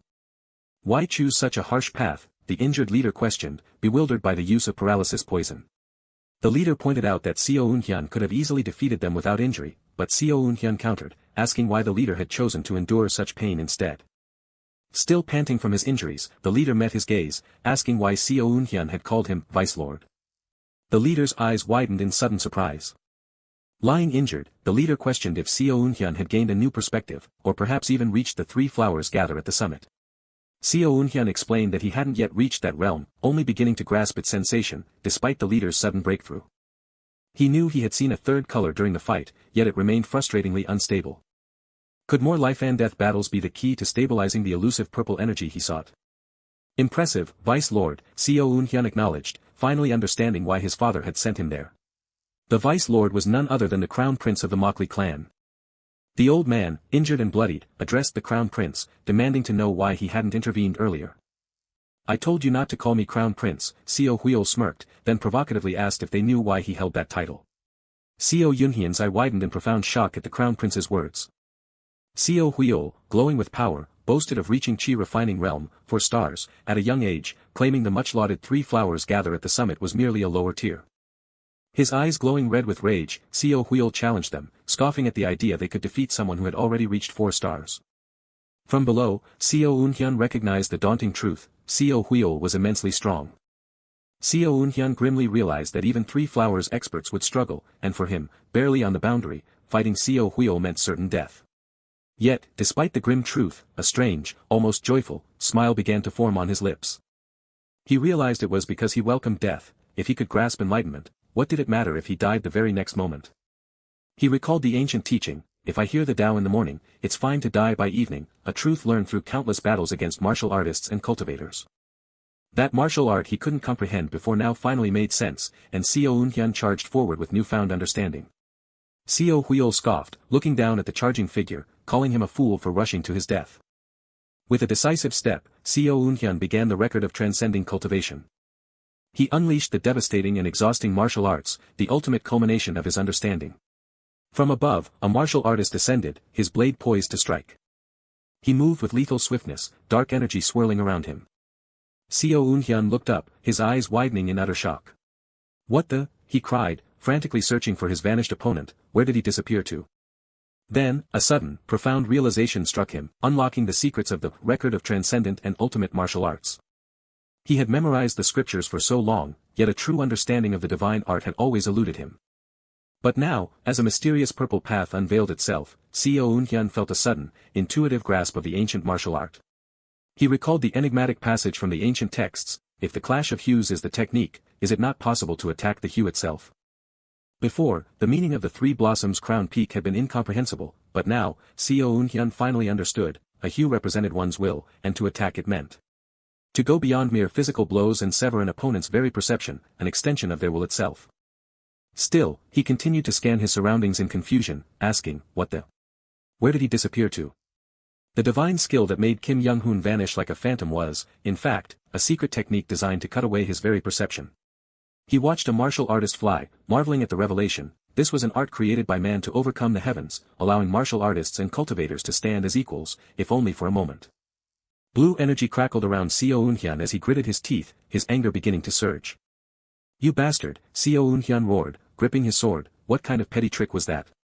The elder martial artist, observing Se-Hoon's blade glow with blue energy, wondered if he was witnessing a defensive spell. With a powerful impact, Se-Hoon was violently thrown backward through the air, his sword clattering away. A colossal explosion ripped through the ground, sending dust and debris spiraling upward. Se-Hoon, reaching out with an open hand, dismissed his opponent's tactics as amusing, but ultimately futile. As a massive vortex of wind and dust materialized around him, Se-Hoon declared, I'll show you that it won't work on a true cultivator. The injured elder martial artist, lying amidst the debris, realized he would need to dodge the incoming tempest. From the swirling vortex, numerous disc-like projectiles launched themselves, whistling through the air. Se-Hoon slid backward across the ground, just narrowly escaping the devastating explosion behind him. The fiery energy engulfed Se-Hoon's screaming face and outstretched hand, consuming him in its chaotic blaze. The elder martial artist debated his next move, realizing with a jolt that every single wind current was, in fact, a deadly blade. He knew approaching meant certain dismemberment, and even then, he'd still have to breach the defensive spell the Crown Prince had cast around himself. Explosions continued to rock the battlefield as Se-Hoon dodged, while the elder martial artist understood that carefully observing the cultivators would allow him to dodge, but there was a deeper problem.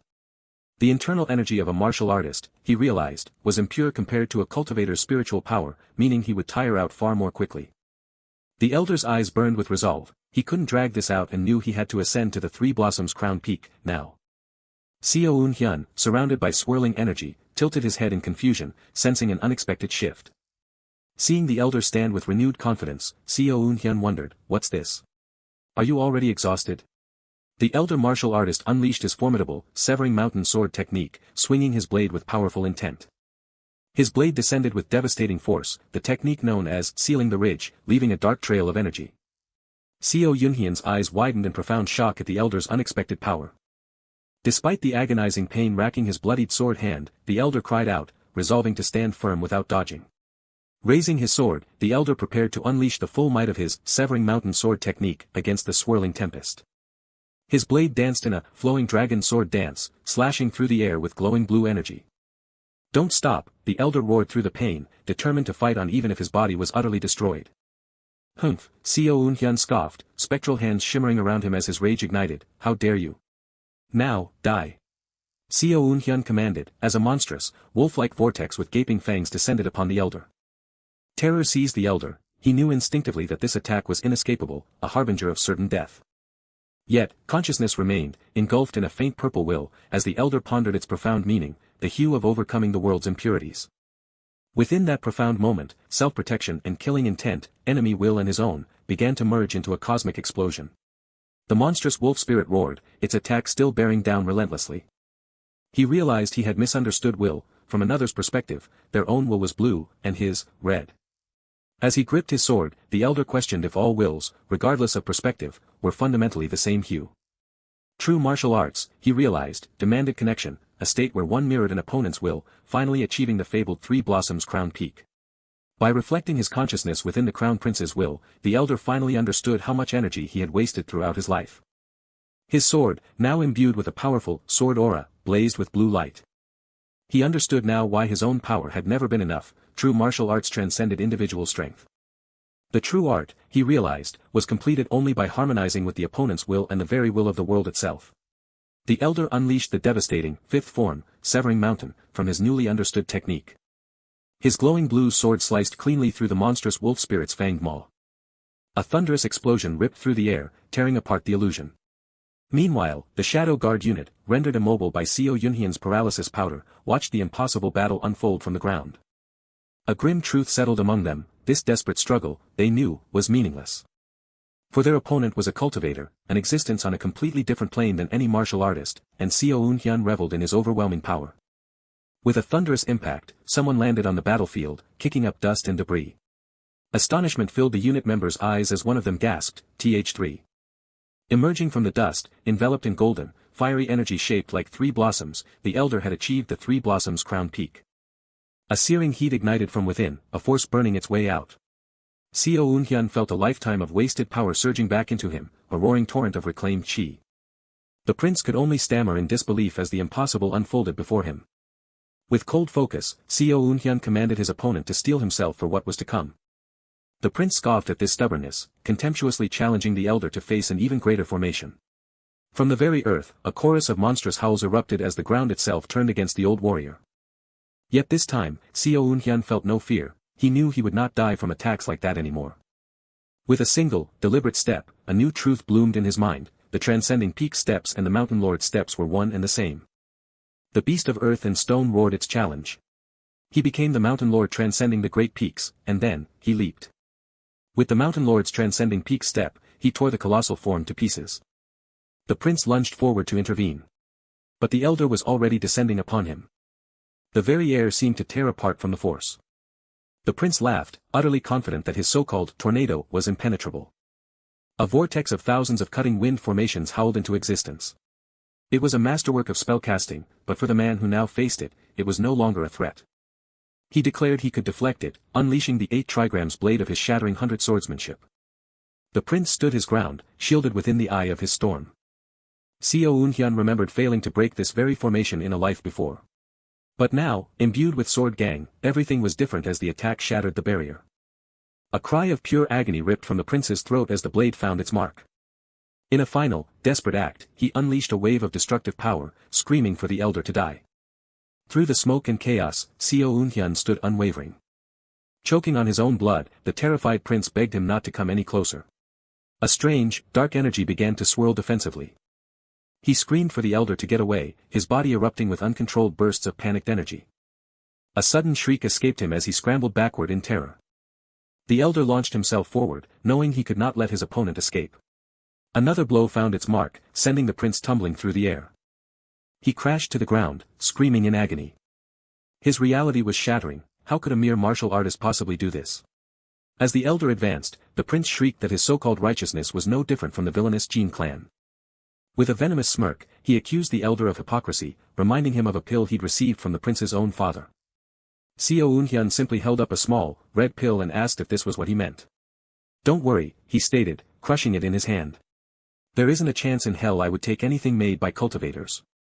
The prince was utterly shocked into silence. As Se-Hoon bid him a final farewell, the prince could only plead for him to wait. The killing blow descended with a flash of red energy.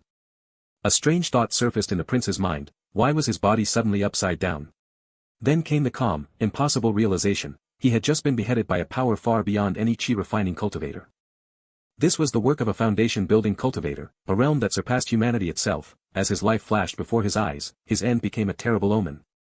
A memory from a past life returned, the second regression, and the moment he finally took the head of a foundation-building cultivator. In that bloody triumph, he had truly believed that martial artists could defeat cultivators. His second life felt like an instant, a time spent teaching young Hoon, a time that swung between the hope of victory and the crushing despair of defeat. He was haunted by regret, a desperate wish to have been stronger, to have worked harder, to have reached further. But now, he had finally reached the realm he dreamed of, and he would not die. Not this time. A single thought burned through the pain: he had to cut him down. He had to. The prince gasped, a choking sound escaping his throat as he realized with a shock that he was still alive. It had to be the artifact from his father, a pendant with the one-time ability to strike an enemy with the power of foundation building. A broken chuckle escaped his lips, quickly escalating into a mad, hysterical laugh. "I won, you mortal," he shrieked, but the question of why it was always the cultivators who win echoed in the silence. The sky filled with them, an answer to his taunt. Perhaps foundation-building cultivators could die, but what did that matter to a mortal? Someone counted 50 of them in disbelief. The greatest martial artist had defeated one, but there were as many cultivators as stars in the sky. But then, the old man's hand twitched, just as the prince grimaced, realizing he had completely exhausted his spiritual power. The elder recalled the brink of despair, the impassable wall that made him want to quit martial arts and return to being a soap salesman. But he was different now. A sudden movement below made the prince gasp in confusion. He remembered that day, standing as a final shield, yelling, "I'll stop them. Run!" He recalled the sickening crack of bone as his own arms twisted into impossible angles. The prince watched it happen, tears of disbelief streaming down his face as he screamed, "How could a mortal like you have such obsession?" The cries of the past echoed in his mind, a warning against sacrifice, a plea not to go. He saw the memory of young Hoon's face, a gentle smile despite the scars. "You've always tried your best." But that memory twisted, another voice full of frustration, asking why, after everything, he refused to give up. Se-Hoon had trained his entire life for this, his body broken from suffering, his hand holding the sword until the very steel shattered, just to see the sun rise on a better day. The martial arts he had refined through a lifetime of pain moved his body even after death, a will of steel driving him to finish his mission. And Prince Mokli Hyun watched it approach, trapped in unbelievable, unending fear right until the very moment of his death. When Se-Hoon's own head finally fell to the ground, he was still smiling. The life that Se-Hoon had spent entirely on refining himself had finally come to its end. He remembered his teacher's words: effort would never betray him, and if he found enlightenment in the morning, he could die peacefully that same evening. If I can find enlightenment in the morning, I can die content in the evening. This was the creed that drove him, the promise that his efforts would one day bring a morning worthy of his sweat. This was Se-Hoon's fifth regression.